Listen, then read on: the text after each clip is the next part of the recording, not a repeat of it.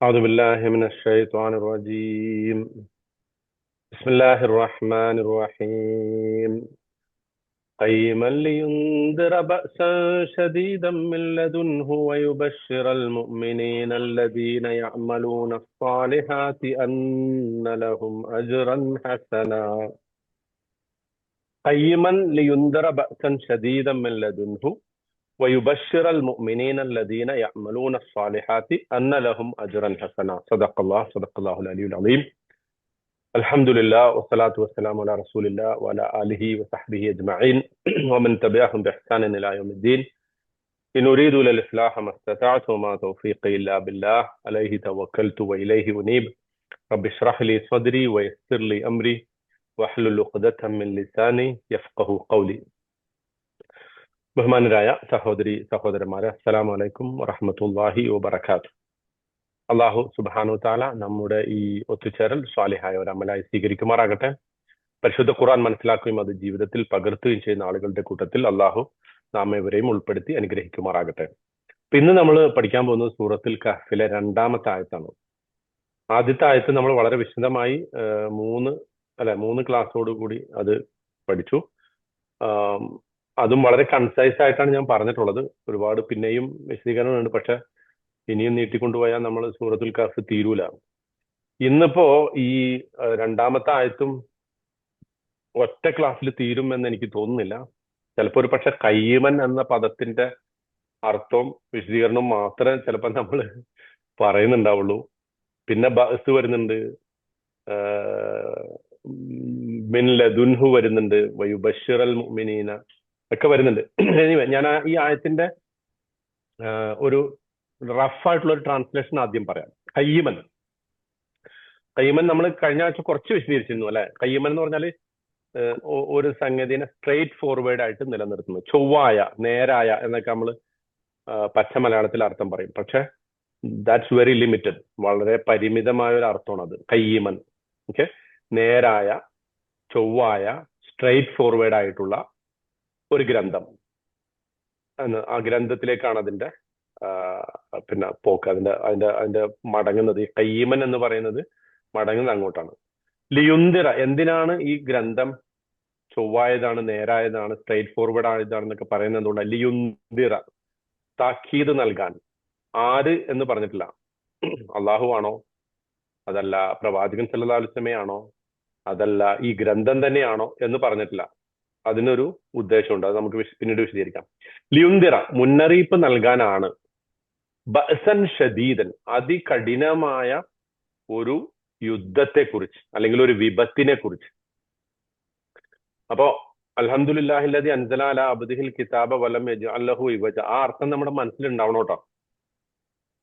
തന്റെ ദാസന് വേദഗ്രന്ഥം അവതരിപ്പിച്ച അള്ളാഹുവിന് സർവസ്തുതിയും സർവ കൃതജ്ഞതയും അവനാണ്. വലം യജ്അൽ ലഹു ഇവജ, അതിൽ യാതൊരു വക്രതയും ഒരു തരത്തിലുള്ള ഡിവിയേഷനും അവൻ വരുത്തിയിട്ടില്ല. കയ്യമൻ മാത്രമല്ല, ഇത് വളരെ സ്ട്രെയിറ്റ് ഫോർവേഡ് ആയിട്ടുള്ള ഒരു ഗ്രന്ഥമാണ്. ലിയുന്ദിറ ബഅസൻ ഷദീദൻ, അതികഠിനമായ ഒരു വിപത്തിനെ കുറിച്ച് മുന്നറിയിപ്പ് നൽകുന്നതാണ്. അതിന് നൽകാൻ വേണ്ടിയിട്ടാണ് ഇത് കയ്യമായിട്ടുള്ളത്. മിൻ ലദുൻഹു, അവന്റെ പക്കൽ നിന്ന്. ആരുടെ പക്കൽ നിന്ന്? അള്ളാഹുവിന്റെ. ലദുൻഹു, മിൻ എന്തിഹി എന്ന് പറയാതെ മിൻ ലദുൻഹു എന്ന് പറഞ്ഞതിൽ ഒരു ഉദ്ദേശമുണ്ട്, നമ്മൾ പറയാം. മിൻ എന്തിഹി എന്ന് പറയുമ്പോൾ മിൻ എന്തിഹി എന്ന് പറഞ്ഞാലും അവന്റെ പക്കൽ നിന്നാണ്, അവന്റെ അടുത്ത് നിന്നാണ്. പക്ഷെ അത് പറയാതെ മിൻ ലദുൻഹു എന്നാണ് ഇവിടെ ഉപയോഗിച്ചത്. മീനിങ് സെയിം ആണ്. നമ്മൾ മലയാളത്തിൽ പറയുമ്പോൾ അവന്റെ പക്കൽ നിന്നുള്ള അതിശക്തമായ അതികഠിനമായ ഒരു വിപത്തിനെ കുറിച്ച് താക്കീത് ചെയ്യുക, അതാണ് ഇതിന്റെ ഉദ്ദേശം. വയുബശ്ശിറൽ മുഅ്മിനീൻ, അതുപോലെ മുഅ്മിനുകൾക്ക് സന്തോഷ വർത്തമാനം അറിയിക്കണം. ബഷറ യുബഷിറു, ബഷീർ, മുബാഷറത്ത്, തബ്ഷീർ കേട്ടിട്ടുണ്ടാവുമല്ലോ. ബഷീർ, സന്തോഷ വർത്തമാനം അറിയിക്കുക. ബഷർ ഒക്കെ അതിൽ നിന്നാണ്. ബിഷർ, ബഷർ, മുബഷിർ, തബ്ഷീർ, ബഷീർ, ഇതെല്ലാം അൽ മുഅ്മിനീൻ, വിശ്വാസികളായിട്ടുള്ള ആളുകൾക്ക്. അല്ലദീന, അവർ, യഅമലൂന സ്വാലിഹാത്ത്, സൽക്കർമ്മങ്ങൾ പ്രവർത്തിക്കുന്നവരാണ്. അന്നലഹും, എന്താണ് സന്തോഷ വാർത്ത? അന്നലഹും, തീർച്ചയായിട്ടും അവർക്കുണ്ട് അജ്റൻ ഹസന, ഏറ്റവും നല്ല പ്രതിഫലം. ഉടനെ ലഭിക്കുന്ന പ്രതിഫലത്തിനാണ് അജ്ർ എന്ന് പറയുന്നത്. കുറച്ച് കഴിഞ്ഞു വരാനിരിക്കുന്ന പ്രതിഫലത്തിനാണ് സവാബ് എന്ന് പറയാം, അല്ലെങ്കിൽ ജസാ എന്ന് പറയാം. അജ്ർ എന്ന് പറഞ്ഞാൽ കൂലി എന്നർത്ഥം. ശരിക്കും ഒരു തൊഴിലെടുത്താൽ കൂലി. അതൊക്കെ നമ്മൾ വിശദീകരിക്കാം ഇൻഷാ അല്ലാഹ്. അപ്പൊ ആദ്യം നമ്മൾ പറയാൻ പോകുന്നത്, നമ്മൾ മനസ്സിലാക്കാൻ പോകുന്നത് ഖയ്യിം എന്ന് പറയുന്ന പദത്തിന്റെ വിശദീകരണമാണ്. നിങ്ങളിൽ കഴിയുന്ന ആളുകളൊക്കെ വീഡിയോയിൽ വന്നാല്, പ്രത്യേകിച്ച് ആണുങ്ങള്, എനിക്ക് ആരെങ്കിലുമൊക്കെ കാണാം, ഞാൻ ആരെയും കാണാതെ ക്ലാസ് എടുക്കുമ്പോ എന്തോ ഒരു ഇരുട്ടിലേക്ക് ക്ലാസ് എറിഞ്ഞു കൊടുക്കുന്ന പോലെ ഉണ്ട്. അപ്പോ പറ്റുമെങ്കിൽ ആണുങ്ങളൊക്കെ ഒന്ന് വീഡിയോയിൽ വന്നാല്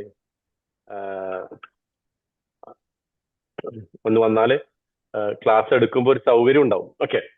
ഖയ്യിമൻ, അൽ ഖിയാം, ഖാമ യഖൂമു, ഖിയാമ് കേട്ടിട്ടുണ്ടല്ലോ അല്ലെ?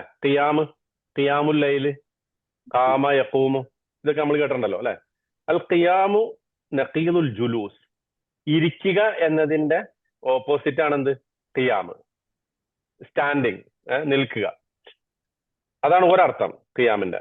പിന്നെ മറ്റൊരു ഖിയാമിന്റെ അർത്ഥം അൽ അസ്മു വൽ മുഹാഫളത്തു വൽ ഇസ്ലാഹു വൽ മുലാസമ എന്ന് പറഞ്ഞാല് ഒരു കാര്യം ചെയ്യാനുള്ള നമ്മുടെ ഉറച്ച തീരുമാനം, നമ്മുടെ റിസോൾവ് ടു ഡു സംതിങ്, അല്ലെങ്കിൽ ഒരു serious commitment to do something, to guard over something, എന്തിനെങ്കിലും സംരക്ഷിക്കുക, എന്തെങ്കിലും ചെയ്യാനുള്ള ഒരു ദൃഢനിശ്ചയം, to watch over a responsibility, ഒരു ഉത്തരവാദിത്വം നിർവഹിക്കുന്നതിന് മേൽനോട്ടം വഹിക്കുക, ടു കറക്റ്റ് സംതിങ്, എന്തിനെങ്കിലും കറക്റ്റ് ചെയ്യുക, അല്ലെങ്കിൽ being vigilant to do something, എന്തെങ്കിലും ചെയ്യുന്നതിന് ഒരു വളരെ ജാഗ്രതയോടെ ഇരിക്കുക, അതിനും ഖിയാം എന്ന് പറയും.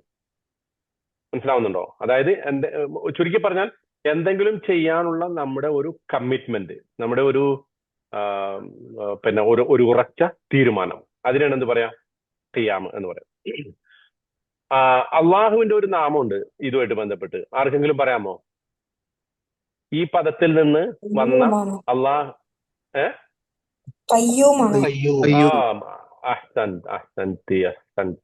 അതായത് ഖയ്യൂം. എന്താ അതിന്റെ അർത്ഥം? ഈ ഖയ്യിം എന്നുള്ള പദം തന്നെയാണ്. അതായത് നേരത്തെ നമ്മൾ പറഞ്ഞല്ലോ, എന്തെങ്കിലും ചെയ്യാനുള്ള ഒരു, അതായത് ഈ മൊത്തം പ്രപഞ്ചത്തെ അടക്കി ഭരിക്കുന്ന, അതിനെ നിയന്ത്രിക്കുന്ന, അതിനെ വാച്ച് ചെയ്യുന്ന, നമ്മൾ നേരത്തെ പറഞ്ഞല്ലോ വാച്ച് ഓവർ എ റെസ്പോൺസിബിലിറ്റി എന്നൊക്കെ പറഞ്ഞല്ലോ, correct something, being vigilant to do something, ഈ പറയുന്ന എല്ലാം ഉൾക്കൊള്ളുന്നതാണ് ഖയ്യൂം എന്നുള്ള പദം. ഓക്കെ. ഖുർആനിൽ സൂറത്ത് നിസായില് അർ-റിജാലു ഖവ്വാമൂന അലൻ നിസാ എന്ന് പറഞ്ഞിട്ടുണ്ട് അല്ലെ? അതും ഈ പദത്തിൽ നിന്നാണ്. എന്താ അതിന്റെ അർത്ഥം? അർ-റിജാലു ഖവ്വാമൂന അലൻ നിസാ കേട്ടിട്ടുണ്ടോ? ആയത് നിങ്ങൾ എന്തായാലും കേട്ടിരിക്കണം. പുരുഷന്മാർ സ്ത്രീകളുടെ കൈകാര്യാർത്താവ്. കൈകാര്യാർത്ഥം. എന്താ അതിന്റെ അർത്ഥം? അതിന്റെ ഉദ്ദേശം എന്താ? ഖവ്വാമൂന എന്ന് പറഞ്ഞാ സ്ത്രീകളെ അടക്കി ഭരിക്കുന്നവരാണ്. നേരത്തെ ഖയ്യൂം പറഞ്ഞല്ലോ, അള്ളാഹു ഈ പ്രപഞ്ചത്തെ അടക്കി ഭരിക്കുന്നു, അതുപോലെ സ്ത്രീകളെ പുരുഷന്മാരെ അടക്കി ഭരിക്കുന്നതാണോ അതിന്റെ അർത്ഥം? അല്ല. അവിടെ ഖവ്വാമൂനയുടെ അർത്ഥം കൈകാര്യാർത്ഥം. അതായത് തൽക്കാലം വീട്ടില് അവരുടെ കാര്യം നോക്കി, കെയർ ടേക്കേഴ്സ് എന്ന് പറയില്ലേ? Care takers. ഒരു കെയർ ടേക്കറുടെ ഡ്യൂട്ടി എന്താ? ഈ പറയുന്ന ഒരു കുടുംബത്തിലെ ഭാര്യയാവട്ടെ, മാതാവാകട്ടെ, പെങ്ങന്മാരാകട്ടെ, പെൺമക്കളാവട്ടെ, ഇവരുടെയൊക്കെ ഒരു കാര്യങ്ങളുടെ ഒരു ഓവറോൾ സൂപ്പർവിഷൻ ഇതൊക്കെ നടത്തേണ്ടത് അതാണ്. എന്ന് പറഞ്ഞാൽ അതൊരു അതോറിറ്റിയുടെ പദമല്ല. ഇവരുടെ മേലൊരു അതോറിറ്റേറിയൻ അല്ലെ, പലപ്പോഴും വളരെ തെറ്റായി വ്യാഖ്യാനിച്ചിട്ടുള്ള ഒരു ആയത്താണ് ഇത്. ചിലപ്പോൾ പുരുഷന്മാർ എന്തെങ്കിലും ചെയ്തിട്ട് വീട്ടിന്റെ കാര്യം ഞാൻ തീരുമാനിച്ചോളാം, കാരണം അർ-റിജാലു ഖവ്വാമൂന അലൻ നിസാ എന്ന് ഖുർആനിൽ പറഞ്ഞിട്ടുണ്ട് എന്ന് പറഞ്ഞ് ദുരുപയോഗം ചെയ്യുന്ന ഒരു ആയത്താണ്. ഒരിക്കലും ആ അർത്ഥത്തിലല്ല അത്. കാരണം ഇതിന് ശേഷമുള്ള ആയത്തും കൂടെ വായിച്ചാലാണ് അത് പൂർത്തിയാവുള്ളൂ. ഓക്കെ, അത് നമ്മുടെ വിഷയമല്ലാത്തതുകൊണ്ട് ഞാൻ അതിനകത്തേക്ക് പോകുന്നില്ല. അപ്പൊ ഖവ്വാമൂന എന്ന് പറഞ്ഞാൽ അതിന്റെ അർത്ഥം കെയർ ടേക്കർ, കാര്യങ്ങളെ നോക്കി നടത്തുന്ന ഒരാള് എന്നർത്ഥം. ഓക്കെ. പിന്നെ ഖുർആനിൽ തന്നെ ഈ കടം കൊടുത്താല്, ചിലർക്ക് കടം കൊടുത്താല് പിന്നെ ഫോൺ ചെയ്ത് വാട്സപ്പ് ചെയ്ത് വീട്ടിൽ പോയി ഒക്കെ ഇങ്ങനെ അവരെ മുട്ടിക്കൊണ്ടിരുന്നാലേ അത് കിട്ടുള്ളൂ എന്ന അർത്ഥത്തിൽ ഒരു വാചകം പറഞ്ഞിട്ടുണ്ട്. ഇല്ലാമാ ദുംത അലൈഹി ഖായിമൻ. ചിലരെ പണം ഏൽപ്പിച്ചാൽ, അവർക്ക് പണം കടം കൊടുത്താൽ, ഇല്ലാമാ ദുംത അലൈഹി ഖായിമൻ, നിങ്ങൾ അവരുടെ തലയുടെ മുകളിൽ ഇങ്ങനെ നിന്നാ മാത്രമേ ആ പൈസ തിരിച്ചു കിട്ടുള്ളൂ. അങ്ങനെ അനുഭവമില്ലേ? കടം കൊടുത്തിട്ട് ഉണ്ടാ? തരാൻ കഴിയാത്തവരെ കുറിച്ചല്ല കേട്ടോ, അങ്ങനെ തരാൻ കഴിയാത്തവർക്ക് വിട്ടുകൊടുക്കുന്നതാണ്. പനലിറത്തുനില്ല മൈസറ എന്നാണ് പറഞ്ഞേക്കണം. കടം കൊടുത്തിട്ട് തിരിച്ചു തരാൻ പറ്റാത്തവർക്ക് അത് വിട്ടുകൊടുത്തേക്കണം, സദക്കയായിട്ട് കൊടുത്തേക്കണം. അത് തന്നെ പറഞ്ഞ ഒരു ക്ലാസ് അതിന് തന്നെ വേണ്ടി വരും. അപ്പൊ അതിനകത്തേക്ക് പോകുന്നില്ല. അപ്പൊ ഞാൻ ഖായിമൻ എന്ന് പറയാൻ വേണ്ടിട്ട് പറഞ്ഞു. ഇല്ലാമാ ദുംത അലൈഹി ഖായിമൻ, അവരെ പരിപൂർണമായും അവരുടെ പിന്നാലെ കൂടിയാൽ മാത്രമേ എന്ത് ചെയ്യുള്ളൂ, നിനക്ക് ഈ ആ പണം തിരിച്ചു കിട്ടുള്ളൂ എന്നുള്ള അർത്ഥത്തിൽ ഖായിമൻ എന്ന് പറഞ്ഞിട്ടുണ്ട്. ഇനി അൽ ഖിയാം, അൽ വുഖൂഫ് വസ്സബാത്തു ഇൻദ ഷൈഇൻ, ഒരു കാര്യത്തിന്റെ മേൽ ഒരു സ്ഥലത്തോ മറ്റോ ഒക്കെ ആയിട്ട് നമ്മൾ ഉറച്ചു നിൽക്കുന്നതിന് ഖിയാം എന്ന് പറയും. ഇപ്പോ സൂറത്തുൽ ബഖറയില് വൈദ അളുലമ അലൈഹിം ഖാമു, അവർക്ക് ഇരുട്ട് മൂടിക്കഴിഞ്ഞാൽ അവരെന്ത് ചെയ്യും? ഖാമു, ആ ഇരുട്ടിനെ പേടിച്ചിട്ട് അവരൊരു സ്ഥലത്ത് നിലകൊള്ളും, സ്റ്റോപ്പാവും എന്ന് പറയാൻ വേണ്ടിയിട്ട് ഖാമു പറഞ്ഞിട്ടുണ്ട്. അപ്പൊ വെറും ഒരു നൃത്തത്തെ കുറിച്ചല്ല, ഒരു സ്ഥലത്ത് സ്റ്റോപ്പായി നിൽക്കുന്നതിനെ, പെട്ടെന്ന് സ്റ്റോപ്പായി നിൽക്കുന്നതിനെ കുറിച്ച് ഖാമു എന്ന് പറഞ്ഞിട്ടുണ്ട്. അതൊരു വലിയ എക്സാമ്പിൾ പറയുന്നിടത്താണ് അള്ളാഹു അത് പറഞ്ഞിട്ടുള്ളത്, മുനാഫിക്കുകളുടെ ഉദാഹരണം പറഞ്ഞപ്പോ. ഓക്കെ, ഇനി അൽ ഖിയാം അത്തവഖുഫു ഫിൽ അംരി ഗൈറു മുജാവസതൻ ലഹു, ഒരു കാര്യത്തില് നമ്മളൊരു കാര്യത്തിൽ നിന്ന് മാറിപ്പോകാതെ, നമ്മുടെ തീരുമാനം മാറ്റാതെ ഉറച്ചു നിൽക്കുന്നതിന് ഖിയാം എന്ന് പറയും. ഇതൊക്കെ ഞാൻ പറഞ്ഞ വെച്ചാൽ, ഈ അർത്ഥമൊക്കെ വിശദീകരിച്ച് പറഞ്ഞ വെച്ചാൽ, ഈ ഖയ്യിമിന്റെ ഇതെല്ലാം കൂടിയിട്ടുള്ള ഒരു പദമാണ് അള്ളാഹു പ്രയോഗിച്ചിട്ടുള്ളത്. അപ്പൊ എത്രമാത്രം സമഗ്രമാണ് ആ പദം, എത്രമാത്രം ആ പദം ഉപയോഗിച്ചത് കൊണ്ടുള്ള മീനിങ്ങിന്റെ വേരിയേഷൻസ്, വ്യത്യസ്ത തലത്തിലുള്ള അർത്ഥങ്ങളുണ്ട് എന്ന് പറയാൻ വേണ്ടിയിട്ടാണ് ഇതൊക്കെ പറയുന്നത് കേട്ടോ. അപ്പൊ ഇപ്പൊ നമ്മൾ പറഞ്ഞ ഖിയാമിന്റെ അർത്ഥം, ഒരു കാര്യത്തിൽ നമ്മൾ തീരുമാനം എടുത്തിട്ട് ഉറച്ചു നിൽക്കുക, മറ്റൊന്നിലേക്ക് പോകാതെ നമ്മുടെ തീരുമാനത്തിൽ ഉറച്ചു നിൽക്കുക, അതാണ് കാമബിഷൈൻ എന്ന് പറയും. ഒരു കാര്യം നമ്മൾ നിർവഹിക്കുന്നതിന് കാമബിഷൈൻ എന്ന് പറയും. ഇനി അകാമ, ഒരു കാര്യത്തെ നേരെ നിർത്തുന്നതിന് അകാമ എന്ന് പറയും. ഇപ്പോ ഈ സൂറത്തുൽ കഹഫിൽ തന്നെ അത് വരുന്നുണ്ട്. ഒറ്റ സെക്കൻഡ് ഫാസിൽ, ഒരു മിനിറ്റ് ഒന്ന് പോസ് ചെയ്യാമോ? ഒന്ന് പോസ് ചെയ്യാൻ പറ്റൂലേ റെക്കോർഡിങ്? ഫാസിൽ പോയോ? ഓക്കെ. സോ അപ്പോ സൂറത്തുൽ കഹഫില് ഒരു ഭാഗത്ത് മൂസാ നബിയും ഖിദറും തമ്മിലുള്ള സംഭവം പറയുമ്പോൾ അവിടെ പിന്നെ ഒരു മതില് ചരിഞ്ഞു കിടക്കുന്നത് കണ്ടു. അക്കാമ, ചരിഞ്ഞു കിടന്ന മതില് ഖിദർ എന്ത് ചെയ്തു? നേരെ നിർത്തി എന്ന് പറയുന്നുണ്ടല്ലോ. കഥ ഓർമ്മയുള്ളവർക്ക് അത് അറിയാൻ പറ്റും, അല്ലെങ്കിൽ നമ്മളത് പഠിക്കും കേട്ടാ. മൂസാ നബിയുടെ ഖിദറിന്റെ സംഭവം പഠിക്കുമ്പോൾ അത് നമ്മൾ പഠിക്കും. അപ്പൊ അവിടെ അക്കാമ എന്ന് പറഞ്ഞാൽ അർത്ഥം ഇതാണ്, എന്ത്? നേരെ നിർത്തി, മറിഞ്ഞു കടന്നിരുന്ന ഒരു സാധനം അല്ലെങ്കിൽ ചരിഞ്ഞു കടന്നിരുന്ന ഒരു സാധനത്തെ നേരെ നിർത്തി എന്നർത്ഥത്തിൽ പറയും. പിന്നെ കാമത്ത് സൂക്ക്, അറബി ഭാഷയിൽ സാധാരണ ഉള്ള ഒരു പ്രയോഗമാണ്. കാമത്ത് സൂക്കു ഇതാ നഫഖാത്ത് വനാമത്ത് ഇതാ കസദത്ത്. അതൊരു മാർക്കറ്റ് ചലിച്ചുകൊണ്ടിരിക്കണം, മാർക്കറ്റിൽ ഒരുപാട് ആക്ടിവിറ്റി ഉണ്ടെങ്കിൽ പറയും കാമത്ത് സൂക്ക്, മാർക്കറ്റ് നടന്നു എന്ന് പറയും. നമ്മൾ തന്നെ മലയാളത്തിൽ പറയാറില്ലേ, അങ്ങനെ പറയാറുണ്ടല്ലോ, ആ സംഭവം നടന്നു പോകുന്നു എന്നുള്ള അർത്ഥത്തിലല്ല പറഞ്ഞത്, മറിച്ച് ആ സംഭവം അത് സംഭവിച്ചു എന്ന അർത്ഥത്തിൽ. ഓക്കെ. ഇനി നാമത്തെ സൂക്ക് എന്ന് പറയും, ആ മാർക്കറ്റ് ഉറങ്ങിക്കിടക്കണമെങ്കിൽ, അവിടെ ഒരു ആക്ടിവിറ്റി നടക്കാതെ മാർക്കറ്റ് സ്റ്റക്കായി നിന്നാൽ നാമത്തെ സൂക്ക്, അതൊരു പ്രയോഗമാണ് അറബി ഭാഷയിൽ. ഓക്കെ. പിന്നെ ഏതെങ്കിലും ചില സംഗതികൾ പെർമനന്റ് ആയിട്ട് സംഭവിക്കുന്നതിന് ഖിയാം എന്ന് പറയും. ഇപ്പോ ഖുർആൻ ഒരു ഫൈനൽ ആൻഡ് പെർമനന്റ് വേർഡ് ആണെന്നുള്ള അർത്ഥത്തിൽ ഖുർആനെ കുറിച്ച് അത് പിന്നെ ഖായിമാണ് എന്ന് പറയാറുണ്ട്. പിന്നെ ഖവ്വാം എന്ന് പറയും എന്തിനെ കുറിച്ച്? ജസ്റ്റിസ്, നീതി നടപ്പാക്കുക, അല്ലെങ്കിൽ ഒരു സംഗതിയുടെ മിഡിൽ ഗ്രൗണ്ട് സ്വീകരിക്കുക. ഇപ്പോ ഇബാദുർ റഹ്മാനെ കുറിച്ച് പറയുന്ന സൂറത്തുൽ ഫുർഖാനിലെ ആയത്തില് അള്ളാഹു പറയുന്നുണ്ട് വല്ലദീന ഇദാ അൻഫഖു ലം യുസ്രിഫു വലം യഖ്തുറു വകാന ബൈന ദാലിക ഖവാമ. അതായത് അവർ ചെലവഴിക്കുകയാണെങ്കിൽ ഒരുപാട് അമിതമായിട്ട് ചെലവഴിക്കൂല, എന്നാൽ പിശുക്കും കാണിക്കൂല, രണ്ടിന്റെ നടുക്ക് നിലകൊള്ളും. അങ്ങനെ ഒരു മിഡിൽ ഗ്രൗണ്ട് കായം. പിന്നെ ഖവാമൂന അല്ലെങ്കിൽ പിന്നെ ഖായിമൻ ബിൽ ഖിസ്ത് എന്ന് പറയും. എന്ത്? നീതി മുറുകെ പിടിക്കുന്നതിന് പറയും. ഖൂമു ലില്ലാഹി ഖാനിതീൻ, അള്ളാഹുവിന് വളരെ വിനീത വിധേയരായി നിങ്ങൾ നിലകൊള്ളുക എന്ന അർത്ഥത്തിൽ പറയും. പിന്നെ ഇസ്തഖാമ ഷഅറു ഐ ഇസ്തസന, കവിതയുടെ എല്ലാ വൃത്തവും അതിന്റെ റിട്ടോറിക്. കവിത എന്ന് പറയുമ്പോൾ സാധാരണ നമ്മൾ സംസാരിക്കുന്ന പോലെയല്ല. കവിതയ്ക്ക് ഒരു ആലങ്കാരിക ഭാഷ ഉണ്ടാവും അല്ലെ? അതിന്റെ പദപ്രയോഗങ്ങള്, ഒരു റിതം, ഒരു താളം, ഒരു ലയം ഒക്കെ ഉണ്ടാവും അല്ലെ? അതിന്റെ പദപ്രയോഗങ്ങൾ. അങ്ങനെ ഒരു കവിത ശരിയായിട്ട് വന്നാൽ അതിനെക്കുറിച്ച് ഇസ്തിഖാമത്തു ഷഅർ എന്ന് പറയാറുണ്ട് അറബി ഭാഷയിൽ. പിന്നെ തഖ്വീം എന്ന് പറയും.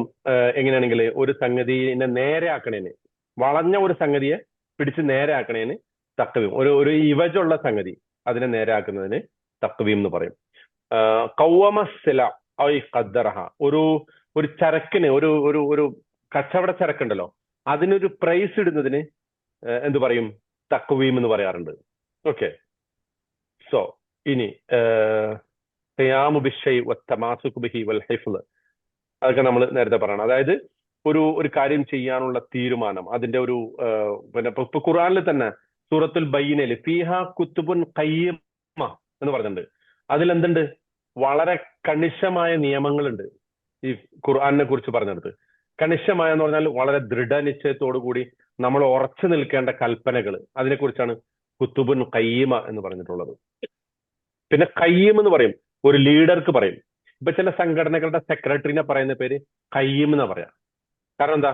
ആ സംഘടനയുടെ സെക്രട്ടേറിയൽ പണി, ആ സംഘടനയെ നേരായ വഴിക്കാണോ അതിന്റെ ലീഡർ നയിക്കുന്നത്, അതിന്റെ റെക്കോർഡുകളൊക്കെ ശരിയാണോ, അക്കൗണ്ട്സ് ശരിയാണോ, ഇതൊക്കെ നോക്കുന്ന സെക്രട്ടറിക്ക് ചില സംഘടനകളോ ചില ഗവൺമെന്റ് ഓഫീസുകളോ ഒക്കെ ഖയ്യിം എന്ന് പറയാറുണ്ട്. ഖയ്യിമുൽ ഖൗം, ഒരു പൊളിറ്റിക്കൽ ലീഡറിന് പറയുന്ന ഒരു പേരാണ് ഖയ്യിമുൽ ഖൗം. പിന്നെ അൽ മില്ലത്തുൽ ഖയ്യിമൽ മുഅ്തദില, ഒരു ജനത, ഒരു മാർഗം, ഒരു സമുദായം വളരെ സമതുലിതമായിട്ട് മുന്നോട്ട് പോകുന്നു, ഒരു തീവ്രവാദം ഇല്ലാതെ. അങ്ങനെയുണ്ടല്ലോ, ഒരു വിഷയത്തിലും തീവ്രവാദമില്ല, എന്നാൽ ഒരു വിഷയത്തിലും തണുപ്പില്ല, മറിച്ച് ഒരു സമതുലിതമായ സമീപനമായിട്ട് മുന്നോട്ട് പോകുന്ന ഒരു സമുദായത്തെ അൽ മില്ലത്തുൽ ഖയ്യിമൽ മുഅ്തദില എന്ന് പറയുന്നത്. ഓക്കെ. അപ്പൊ ഇതാണ് ചുരുക്കി പറഞ്ഞാൽ ഈ ഖയ്യിം എന്ന വാക്കിന്റെ അർത്ഥം. ഒരുപാട് വിശാലമായ അർത്ഥങ്ങളുള്ള ഒരു പദമാണ് ഖയ്യിം. നമ്മൾ അതിന് പച്ച മലയാളത്തിൽ ട്രാൻസ്ലേറ്റ് ചെയ്യുമ്പോൾ എത്രേ പറയുള്ളൂ? ഖയ്യിമൻ, നേരായ, ചൊവ്വായ എന്നേ പറയുള്ളൂ. പക്ഷെ ഇത്രയും വിശാലമായ, ഞാനിപ്പോ ഈ പറഞ്ഞ ഒരുപാട് അർത്ഥങ്ങളുള്ള ഒരു പദമാണ് അള്ളാഹു ഉപയോഗിച്ചത്. ഓക്കെ. അപ്പൊ അതിന്റെ ബെനിഫിറ്റ് എന്താണ്? നമ്മളിപ്പോ ഈ അർത്ഥമൊക്കെ ഇങ്ങനെ കുറെ അർത്ഥം പറഞ്ഞല്ലോ. ഈ അർത്ഥത്തിന്റെ ബെനിഫിറ്റ് എന്താണ്? അതിന്റെ ബെനിഫിറ്റ് എന്താന്ന് വെച്ചാല്, ഇത് അള്ളാഹു പറയുന്ന ഈ ഖയ്യിമൻ എന്ന വാക്ക് ഉപയോഗിച്ചിരിക്കുന്നത് ശ്രദ്ധിക്കുക. എന്തുകൊണ്ടാണ് ഖയ്യിമുൻ എന്നോ ഖയ്യിമിൻ എന്നോ പറയാതെ ഖയ്യിമൻ എന്ന് പറയാൻ കാരണം എന്താ? അറബിക് ഗ്രാമർ കുറച്ചൊക്കെ അറിയുന്ന ആൾക്ക്, ഞാൻ നേരത്തെ അത് പറഞ്ഞിട്ടുണ്ട്, ആർക്കെങ്കിലും പറയാമോ? ഹാലായതുകൊണ്ടാണ്. ഹാൽ എന്ന് പറഞ്ഞാൽ ഒരു സംഗതിയുടെ അല്ലെങ്കിൽ ഇതിനു മുമ്പ് വിശേഷിപ്പിച്ച ഒരു നൗണിന്റെ, ആ നൗണിനെ ഇന്ന അവസ്ഥയിലാണ് നിങ്ങൾ കാണേണ്ടത് എന്ന അർത്ഥത്തിലാണ് ഹാൽ ഉപയോഗിക്കുക അറബി ഭാഷയിൽ. ഒരു ഒറ്റ വാക്കാണ് ഹാലായിട്ട് വരുന്നതെങ്കിൽ അത് എപ്പോഴും നെസ്ബായിരിക്കും. ഇപ്പൊ ഉദാഹരണത്തിന് ഞാൻ പറയാം. ഇപ്പൊ ഞാനിവിടെ, നിങ്ങൾ എന്നെ കാണുന്നത് എങ്ങനെ? ഇരിക്കുന്നതായിട്ടല്ലേ. അപ്പൊ റഅയ്തുമൂനി, നിങ്ങൾ എന്നെ കണ്ടു, ജാലിസൻ, ഞാൻ ഇരിക്കുന്നതായിട്ട് കണ്ടു. ഇനി ഞാൻ ഇവിടുന്ന് എഴുന്നേറ്റിരിക്കണമെങ്കിൽ നിങ്ങൾ എങ്ങനെയാ പറയാ? റഅയ്തുമൂനി എങ്ങനെ പറയാം? ഖായിമൻ. ഖായിമൻ, നിങ്ങൾ എന്നെ ഞാൻ നിൽക്കുന്നവനായിട്ട് കണ്ടു. മനസ്സിലായിട്ടുണ്ടോ? അതൊരു സ്ത്രീയോടാണെങ്കിൽ ഖായിമത്തൻ അല്ലെങ്കിൽ ജാലിസത്തൻ. അപ്പൊ അറബി ഭാഷയുടെ ഒരു പ്രയോഗം അനുസരിച്ച് ആ അവസ്ഥ, അതായത് ഞാൻ എങ്ങനെയാണോ എന്നെ നിങ്ങൾ കാണുന്നത്, ആ അവസ്ഥയ്ക്ക് അറബി ഭാഷയിൽ ഹാൽ എന്നാ പറയാം. അതാണ് കൈഫൽ ഹാൽ അല്ലെ, കൈഫ് ഹാലുക് എന്ന് പറയുന്ന ആ പദം തന്നെ, സെയിം വേർഡ് തന്നെ. അപ്പൊ അങ്ങനത്തെ ഒരു പദം അറബി ഭാഷയിൽ ഉപയോഗിക്കുമ്പോൾ അത് എപ്പോഴും നെസ്ബായിട്ട് ഉപയോഗിക്കുക. അത് ഒരു വാക്കായിട്ട് വരും, ചിലപ്പോൾ ഒരു വാക്കായിട്ട് വരും, ചിലപ്പോൾ അത് ഒരു സെന്റൻസ് ആയിട്ട് വരും. ഏതുപോലെ ഇതേ ഫസ്റ്റ് ആയത്തിൽ നമ്മൾ പറഞ്ഞല്ലോ, അൽഹംദുലില്ലാഹില്ലദി അൻസല അല അബ്ദിഹിൽ കിതാബ വലം യജ്അൽ ലഹു ഇവജ. ആ വലം യജ്അൽ ലഹു ഇവജ എന്നുള്ളത് ആ സെന്റൻസ് മൊത്തം ഒരു ഹാലാണ്. എന്താ അതിന്റെ അർത്ഥം? നമ്മൾ പറഞ്ഞു, യാതൊരു വിധ വക്രതയോ വളവോ ഡെവിയേഷനോ ഒന്നുമില്ലാതെ സ്ട്രെയിറ്റ് ഫോർവേഡ് ആയിട്ട് ഈ ഗ്രന്ഥത്തെ നാം അവതരിപ്പിച്ചിരിക്കുന്നു. അപ്പൊ കയ്യിമൻ എന്നുള്ളത് ഒരു ഹാലാണ്. ആ ഹാലിന്റെ പ്രത്യേകത എന്താന്ന് വെച്ചാല് ഈ അതൊരു പെർമനന്റ് അവസ്ഥയായിരിക്കും എന്നുള്ളതാണ് ഇവിടെ. അതായത് അത്തരം ഒരു അവസ്ഥ മാറൂല. അതിന്റെ ഏറ്റവും പ്രധാനപ്പെട്ട ഒരു ബെനിഫിറ്റ് അങ്ങനെ പറയുന്നതുകൊണ്ടുള്ള ഒരു ഗുണം അതാണ്. ഓക്കെ, ഇനി നമ്മൾ ഈ കയ്യിമൻ എന്നതിനെ വ്യത്യസ്ത തഫ്സീറുകളിൽ എങ്ങനെയാണ് മുഫസ്സിറുകൾ അത് വിശദീകരിച്ചിരിക്കുന്നതെന്ന് ചോദിച്ചു. ആദ്യം നമ്മൾ പറയുന്നത് ഷെയ്ഖ് മുഹമ്മദ് മുത്തവല്ലി ഷാറാവി അദ്ദേഹത്തിന്റെ തഫ്സീറിൽ. ഞാനിത് നിങ്ങൾക്ക് മനസ്സിലാകുന്ന മൊത്തം അറബി ടെക്സ്റ്റ് ഉദ്ധരിക്കാതെ തന്നെ പറയണത് എന്തിനാന്ന് വെച്ചാൽ നിങ്ങൾക്ക് മനസ്സിലാൻ വേണ്ടി. കാരണം അറബി ടെക്സ്റ്റ് ഉദ്ധരിച്ച് ഒരുപാട് കോംപ്ലിക്കേറ്റഡ് ആക്കേണ്ട ആവശ്യമില്ലല്ലോ. നമുക്ക് ലളിതം. എങ്ങനെ വീഡിയോ സ്റ്റക്ക് ആവുന്നുണ്ടോ? എനിക്കാണോ അത് എല്ലാവർക്കും അങ്ങനെ ആവുന്നുണ്ടോ? വീഡിയോ സ്റ്റക്ക് ആവുന്നുണ്ടോ? ഇല്ല, ക്ലിയർ ആണല്ലോ. ക്ലിയർ ആണ്. അപ്പൊ നിങ്ങളുടെ കണക്ഷൻ പറഞ്ഞ ആരാന്ന് ഞാൻ കേട്ടില്ല. പറഞ്ഞ ആളുടെ കണക്ഷൻ ഒന്ന് ചെക്ക് ചെയ്യൂ കേട്ടോ. ചിലപ്പോൾ ഒരു പക്ഷെ അവിടെ ആയിരിക്കാം ഇത്. സാധാരണ ഇതിലിപ്പോ മറ്റാർക്കും അനുഭവപ്പെടുന്നില്ലല്ലോ വീഡിയോ സ്റ്റക്ക് ആവുന്നതായിട്ട്? ഇല്ല. ഓക്കെ, ശരി. അപ്പോ നിങ്ങളുടെ കണക്ഷൻ ഒന്ന് ചെക്ക് ചെയ്യൂ കേട്ടോ. അതായത് മുഹമ്മദ് മുത്തവല്ലി ഷാറാവി അദ്ദേഹത്തിന്റെ തഫ്സീർ ഇതിൽ പറയുന്നുണ്ട്, ഈ കയ്യിമൻ എന്ന പദം ഉപയോഗിച്ചതിന്റെ ഉദ്ദേശം ഈ വേദഗ്രന്ഥം, ഈ ഖുർആൻ, അത് വളരെ സ്ട്രെയിറ്റ് ഫോർവേഡ് ആണ്. അത് മറ്റ് ഗ്രന്ഥങ്ങളിലുള്ള സത്യത്തെയും മറ്റ് വേദഗ്രന്ഥങ്ങളിൽ സത്യങ്ങളുണ്ടല്ലോ, ഇപ്പൊ ബൈബിള്, തൗറാത്ത്, അതായത് ഇഞ്ചീല്, തൗറാത്ത്, സബൂർ, ഇങ്ങനെയുള്ള വേദഗ്രന്ഥങ്ങളുടെ അവശിഷ്ടങ്ങൾ ഇപ്പോഴും ഉണ്ട്. അതിലൊക്കെയുള്ള സത്യത്തെ സംരക്ഷിക്കുന്ന ഒരു ഗ്രന്ഥമാണ് ഇത് എന്ന അർത്ഥത്തിലാണ് മുഹമ്മദ് മുത്തവല്ലി ഷാറാവി ഇതിനെ വിശദീകരിച്ചുള്ളത്. അതിന് മറ്റൊരു പദം ഖുർആനിലെ അതേ വാചകത്തിൽ പ്രയോഗിച്ചുള്ളത് മുഹൈമിൻ എന്നാണ്. കേട്ടല്ലോ? മുഹൈമിനുൻ അലൈഹി എന്ന് പല സ്ഥലത്തും ഈ വിശുദ്ധ ഖുർആനെ വിശദീകരിച്ചപ്പോൾ അള്ളാഹു പറഞ്ഞിട്ടുണ്ട്. എന്ന് പറഞ്ഞാൽ ഈ ഖുർആൻ മറ്റ് വേദഗ്രന്ഥങ്ങളിൽ, ഇതിനു മുമ്പ് കഴിഞ്ഞു പോയിട്ടുള്ള വേദഗ്രന്ഥങ്ങളിൽ വന്നിട്ടുള്ള പൂർവ്വ വേദഗ്രന്ഥങ്ങളിൽ, ഇതിനു മുമ്പ് കഴിഞ്ഞു പോയിട്ടുള്ള വേദഗ്രന്ഥങ്ങളിൽ വന്നിട്ടുള്ള സത്യങ്ങളെ പ്രൊട്ടക്ട് ചെയ്യുന്നു. സത്യസന്ധമായ അതിൽ വന്നിട്ടുള്ള വചനങ്ങളെയും കാര്യങ്ങളെയും ഒക്കെ, വസ്തുതകളെയൊക്കെ സംരക്ഷിച്ച് സ്ഥിരപ്പെടുത്തി നിർത്തുന്നു എന്നതാണ് ഈ ഖുർആന്റെ ഏറ്റവും പ്രധാനപ്പെട്ട ഒരു ദൗത്യം എന്ന അർത്ഥത്തിലാണ് അതിനെക്കുറിച്ച് പറഞ്ഞിട്ടുള്ളത്. ഓക്കെ, അപ്പൊ ഇത് അതിന്റെ ഒരു one of the most important റോളാണ് ഇതിന്റെ എന്നതാണ് പിന്നെ ഇമാം മുഹമ്മദ് മുത്തവല്ലി ഷേഖ് അദ്ദേഹം പറയുന്ന ഒരു പ്രധാനപ്പെട്ട, അതായത് മറ്റ് വേദഗ്രന്ഥങ്ങളിൽ എങ്ങനെ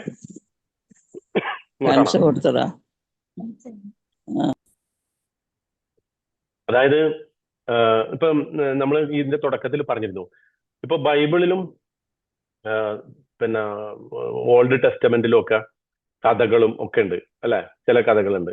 പക്ഷെ അതിലുള്ള കഥകളെ ഈ ഖുർആൻ എന്താ ചെയ്യുന്നത്? ആ കഥകളെ യഥാർത്ഥ രൂപത്തിൽ അവതരിപ്പിക്കുന്നുണ്ട്. ഇപ്പൊ യൂസുഫ് നബിയുടെ ചരിത്രം നമ്മൾ സൂറത്ത് യൂസുഫ് പഠിച്ചപ്പോൾ അത് പറഞ്ഞിരുന്നു.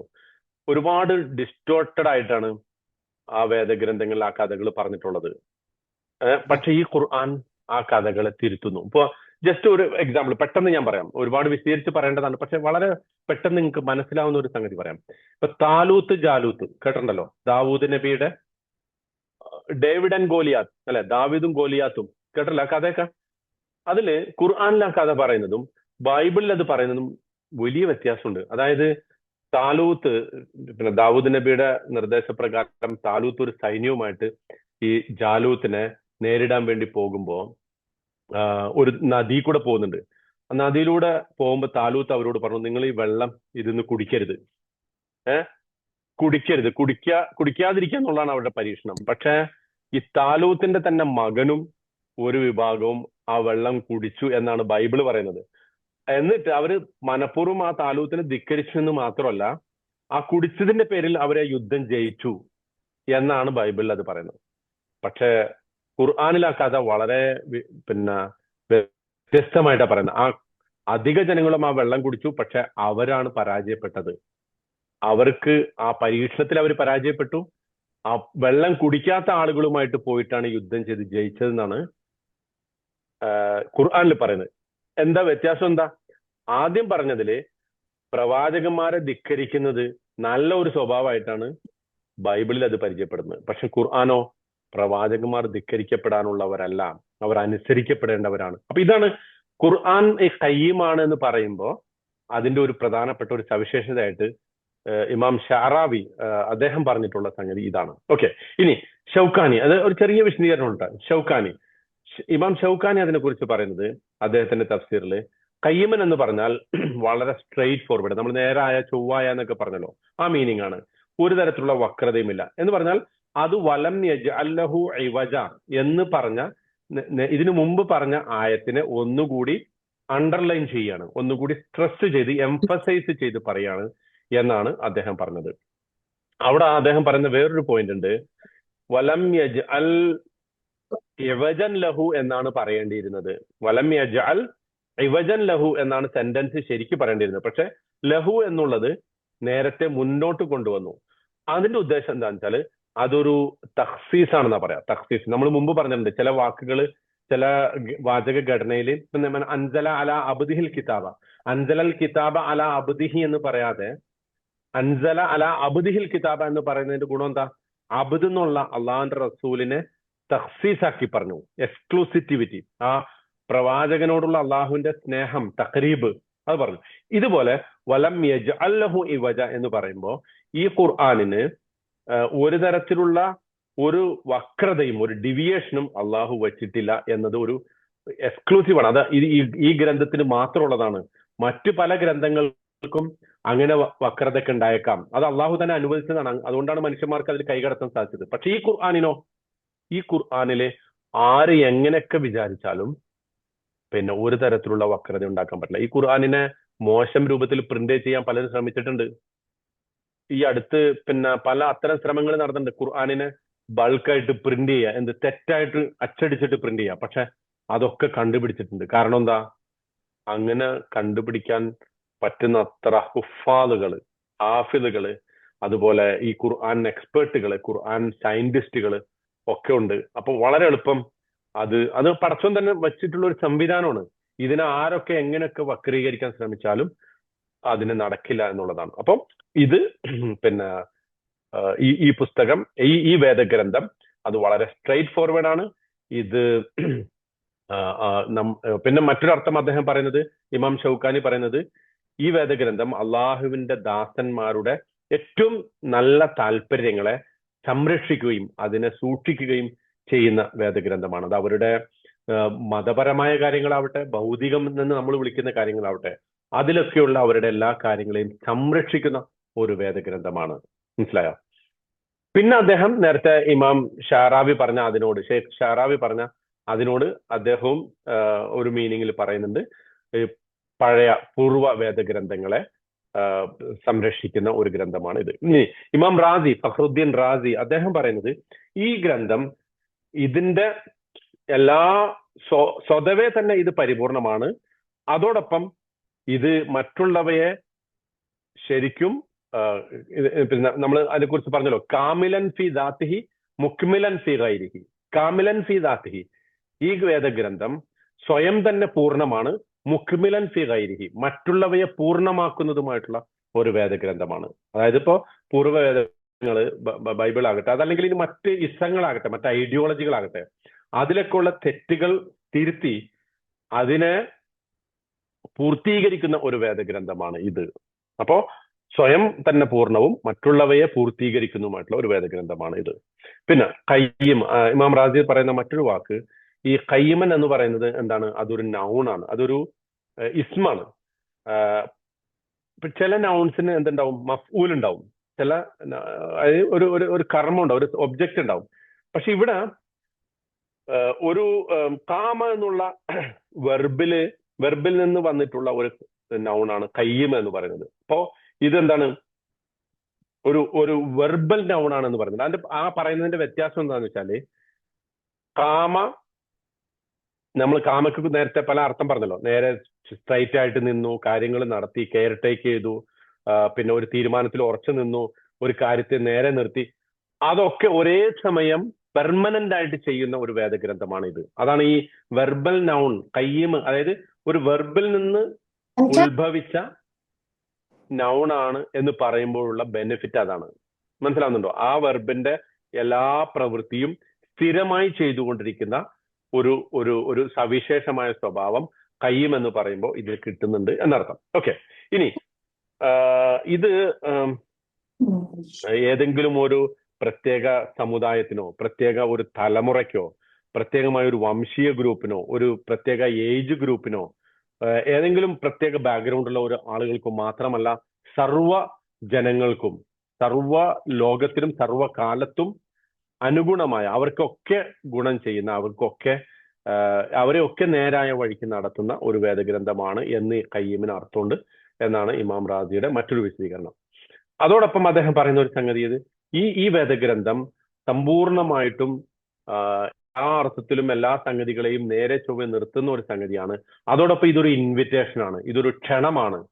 നിങ്ങൾക്ക് നേരായ വഴിയിലൂടെ പോകണം എന്നുണ്ടെങ്കിൽ അതിന് പറ്റുന്ന ഒരു ക്ഷണം കൂടി ഇതിൻ്റെ അകത്ത് നൽകിയിട്ടുണ്ട്. ഇത് ആരെയും ഏത് സംഗതികളെയും സ്ട്രെയിറ്റ് ആയിട്ട് നയിക്കുന്ന ഒരു വേദഗ്രന്ഥമാണിത് എന്നതാണ്. ഓക്കെ, ഇനി ഇമാം നാബുലുസി, സിറിയക്കാരനായിട്ടുള്ള ഒരു പണ്ഡിതനാണ്, മുഹമ്മദ് റാത്തിബ് അന്നാബുലുസി.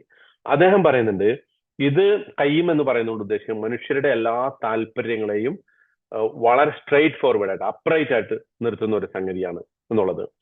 ഇതൊരു അള്ളാഹുവിന്റെ കയ്യമൻ എന്നുള്ളത് അള്ളാഹുവിന്റെ അടിമകൾക്ക് മാത്രമല്ല, മറിച്ച് മുഴുവൻ മനുഷ്യർക്കും വേണ്ടിയിട്ടുള്ള ഒരു കയ്യമാണ് ഈ വേദഗ്രന്ഥം എന്ന് പറയുന്നത്. എന്ന് പറഞ്ഞാല് പിന്നെ വിശ്വസിച്ച ആളുകൾക്ക് മാത്രമല്ല, അള്ളാഹുവിന്റെ യഥാർത്ഥ അടിമകൾ എന്ന് വിളിക്കുന്ന ഇബാദുർ റഹ്മാൻ അല്ലെങ്കിൽ ഇബാദുല്ലാഹ് എന്ന് വിളിക്കുന്ന ആളുകൾക്ക് മാത്രമല്ല, അന്നാസ് ജമീഅൻ, മുഴുവൻ ജനങ്ങൾക്കും ഉള്ളതാണ് എന്ന് അദ്ദേഹം പറഞ്ഞിട്ടുണ്ട്.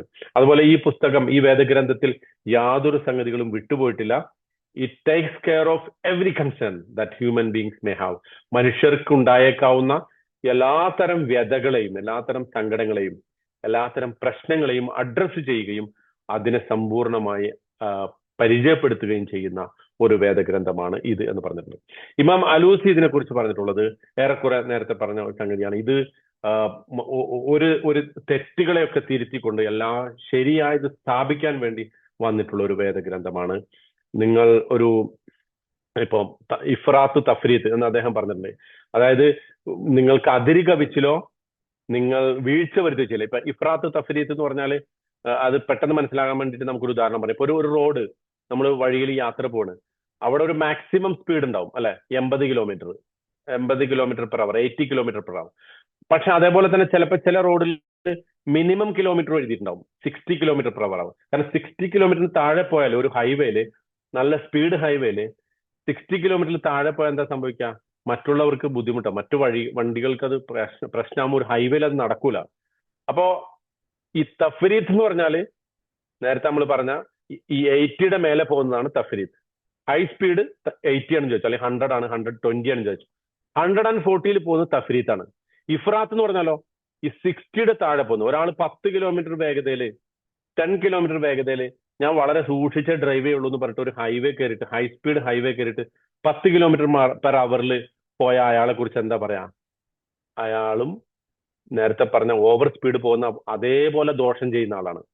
അപ്പൊ ഈ തഫ്രീത്തോ ഇഫ്രാത്തോ ഇല്ലാതെ എല്ലാ കാര്യങ്ങളെയും നേരായ ഒരു ബാലൻസോട് കൂടി നയിക്കുന്ന ഒരു ഗ്രന്ഥമാണ് എന്ന അർത്ഥത്തിലാണ് കയ്യം എന്ന് ഉപയോഗിച്ചുകൊണ്ടെന്നാണ് ആര് പറയുന്നത്? ഇമാം ലൂസി പറയുന്നത്. വേറൊരർത്ഥം അദ്ദേഹം പറയുന്നത് മനുഷ്യർക്ക്, അള്ളാഹുവിന്റെ അടിമകൾക്ക് യാതൊരു തരത്തിലുള്ള ഭാരമോ ഒന്നും നൽകാതെ മനുഷ്യർക്ക് ജീവിക്കാൻ പറ്റുന്ന രൂപത്തിൽ അല്ലെങ്കിൽ പാലിക്കാൻ പറ്റുന്ന നിയമങ്ങളെ ഈ വേദഗ്രന്ഥം നൽകിയിട്ടുള്ളൂ. ലാ യുകല്ലിഫുല്ലാഹു നഫ്സൻ ഇല്ലാ വുസ്അഹ എന്ന് പറയുന്നുണ്ടല്ലോ, അതുപോലെ. ഓക്കെ, പിന്നെ ഇതൊരു ദൈവിക ഗ്രന്ഥമാണ്. ഇത് ഏറ്റവും നേരായ അപ്രൈറ്റ് ആയിട്ട് വിധിദിനം വരെ നിലകൊള്ളുന്നു. ഇതിൽ നിന്ന് മനുഷ്യർക്ക് ഏത് കാലത്തേക്കും എപ്പോഴും വേണ്ട കൃത്യമായിട്ടുള്ള ഗൈഡൻസ് ഇതിൽ നിന്ന് ലഭിക്കുന്നു. ഖുർആൻ is the absolute and complete guidance എന്ന് ഖയ്യിമിന് അർത്ഥം അദ്ദേഹം പറഞ്ഞിട്ടുണ്ട്. ഇബ്നു ആഷൂർ അദ്ദേഹം അതിനെക്കുറിച്ച് പറഞ്ഞത് ഇപ്പോ അദ്ദേഹത്തിന്റെ 30 വാള്യങ്ങളുള്ള ഒരു തഫ്സീർ ഉണ്ട്. ഇന്നത്തെ കാലഘട്ടത്തിൽ വളരെ നമുക്കൊക്കെ ഉപകാരപ്പെടുന്ന ഒരു തഫ്സീറാണ് ഇബ്നു ആഷൂറിന്റെ. അദ്ദേഹം ഇതിനെക്കുറിച്ച് പറയുന്നത്, നിങ്ങൾ ഖയ്യിം എന്ന് പറയുമ്പോൾ അതിന്റെ ശരിക്കുള്ള അർത്ഥം ഒരു കാര്യത്തിൽ ഒരു തെറ്റുള്ള ഒരു സംഗതിയെ നമ്മൾ ഫിക്സ് ചെയ്യുന്നതിനാണ് ഖയ്യിം എന്ന് പറയാം. അപ്പൊ ഇവിടെ ഖുർആൻ ശരിക്കും നമ്മളെ സ്ട്രെയിറ്റൻ ചെയ്യുന്നു. നമ്മൾ തെറ്റിലേക്ക് സംഭവിച്ചു പോകാതെ, വഴികേടിലായി പോകാതെ നമ്മളെ നേരായ രൂപത്തിൽ വഴി നടത്തുന്നു. ഈ മൊത്തം സമുദായത്തിന്റെ ഗൈഡൻസിന്, മാർഗദർശനത്തിന് അത് മേൽനോട്ടം വഹിക്കുന്നു എന്നതാണ് അദ്ദേഹം പറയുന്ന ഏറ്റവും പ്രധാനപ്പെട്ട അർത്ഥം. അത് നമ്മുടെ ഇന്നത്തെ കാലത്തെ നമ്മൾ അനുഭവിക്കുന്ന പല പ്രതിസന്ധികളുണ്ടല്ലോ. എത്തിക്കൽ, ധാർമ്മിക പ്രതിസന്ധി ഉണ്ട്, പൊളിറ്റിക്കൽ ഉണ്ട്, ഫാക്ഷണൽ ഉണ്ട്, മോറൽ ക്രൈസിസ് ഉണ്ട്. ഇതൊക്കെ, ഈ സംഗതികളൊക്കെ കൃത്യമായി വഴി നടത്തുകയും അതിൽ നിന്നൊക്കെ മനുഷ്യരെ രക്ഷിച്ചെടുത്ത് സ്ട്രെയിറ്റ് ഫോർവേഡ് ആയിട്ടുള്ള ഒരു വഴിയിലേക്ക് നയിക്കുകയും ചെയ്യുന്ന ഒരു വേദഗ്രന്ഥമാണ് എന്നുള്ളതാണ്. ഓക്കെ, അപ്പൊ ഈ പറഞ്ഞതിൽ നിന്നൊക്കെ നമുക്ക്, ഞാനിപ്പോ ഇത്രയും വിശദീകരിച്ച് എല്ലാ തഫ്സീറുകളും പറഞ്ഞത് എന്റെ ഒരു വിജ്ഞാനം അല്ലെങ്കിൽ ഈ തഫ്സീറുകളൊക്കെ റെഫർ ചെയ്ത് നിങ്ങളുടെ മുമ്പിൽ ഇങ്ങനെ ഞാൻ ഇതൊക്കെ റെഫർ ചെയ്ത് പറഞ്ഞതാണ് എന്ന് പറയാനല്ല. മറിച്ച് ആ പറഞ്ഞതിന്റെ ഉദ്ദേശം എന്താണെന്ന് വെച്ചാല്, നമ്മള് വിശുദ്ധ ഖുർആൻ ഖയ്യിമാണ് എന്ന് പറയുമ്പോൾ ഇത് ശ്രദ്ധിച്ച് കേൾക്കണം കേട്ടോ. അതായത് വിശുദ്ധ ഖുർആൻ ഖയ്യിമാണ് എന്ന് പറയുമ്പോൾ നമുക്ക് ഇന്നത്തെ കാലത്ത് ധാരാളം ഈ സമുദായത്തിന്, മൊത്തം മുസ്ലിം സമുദായത്തെ കുറിച്ച് നമ്മൾ എല്ലാവരും പറയുന്നത് എന്താ, ഇതൊരു വലിയ ക്രൈസിസിലാണ് അല്ലെ, ഈ സമുദായം വലിയൊരു പ്രതിസന്ധിയിലാണ്. പക്ഷെ നോക്കൂ, എന്നാണ് മുസ്ലിം സമുദായം പ്രതിസന്ധിയിലല്ലാതെ പോയിട്ടുള്ളത്? ഏതെങ്കിലും ഒരു കാലത്ത് മുസ്ലിം സമുദായത്തിന് പ്രതിസന്ധി ഇല്ലാണ്ടായിട്ടുണ്ടോ? പ്രവാചകൻ സല്ലല്ലാഹു അലൈഹി വസല്ലമയുടെ കാലത്ത് ബദർ, ഉഹദ് ഒക്കെ ഉണ്ടായിട്ടില്ലേ? ഷഅബ്, അബീ താലിബിലെ ഉപരോധം ഒക്കെ ഉണ്ടായിട്ടുണ്ട്. അപ്പോ ഏത് പ്രതിസന്ധിയുടെ ഘട്ടത്തിലും നമ്മളെ നേരായ വഴിയിലൂടെ നയിക്കുന്ന ഒരു വേദഗ്രന്ഥമാണ് ഈ ഖുർആൻ. ഒരു പോയിന്റ് അതാണ്. രണ്ടാമത്തെ ഒരു പോയിന്റ്, ഇത്രയും തഫ്സീറുകളൊക്കെ വെച്ചിട്ട് നമ്മൾ എത്തിച്ചേരുന്ന ഒരു അർത്ഥം അതാണ്. ഈ മനുഷ്യരുടെ സ്റ്റാൻഡേർഡ് ഇങ്ങനെ മാറിക്കൊണ്ടിരിക്കും. ഒരു എക്സാമ്പിൾ പറയാം.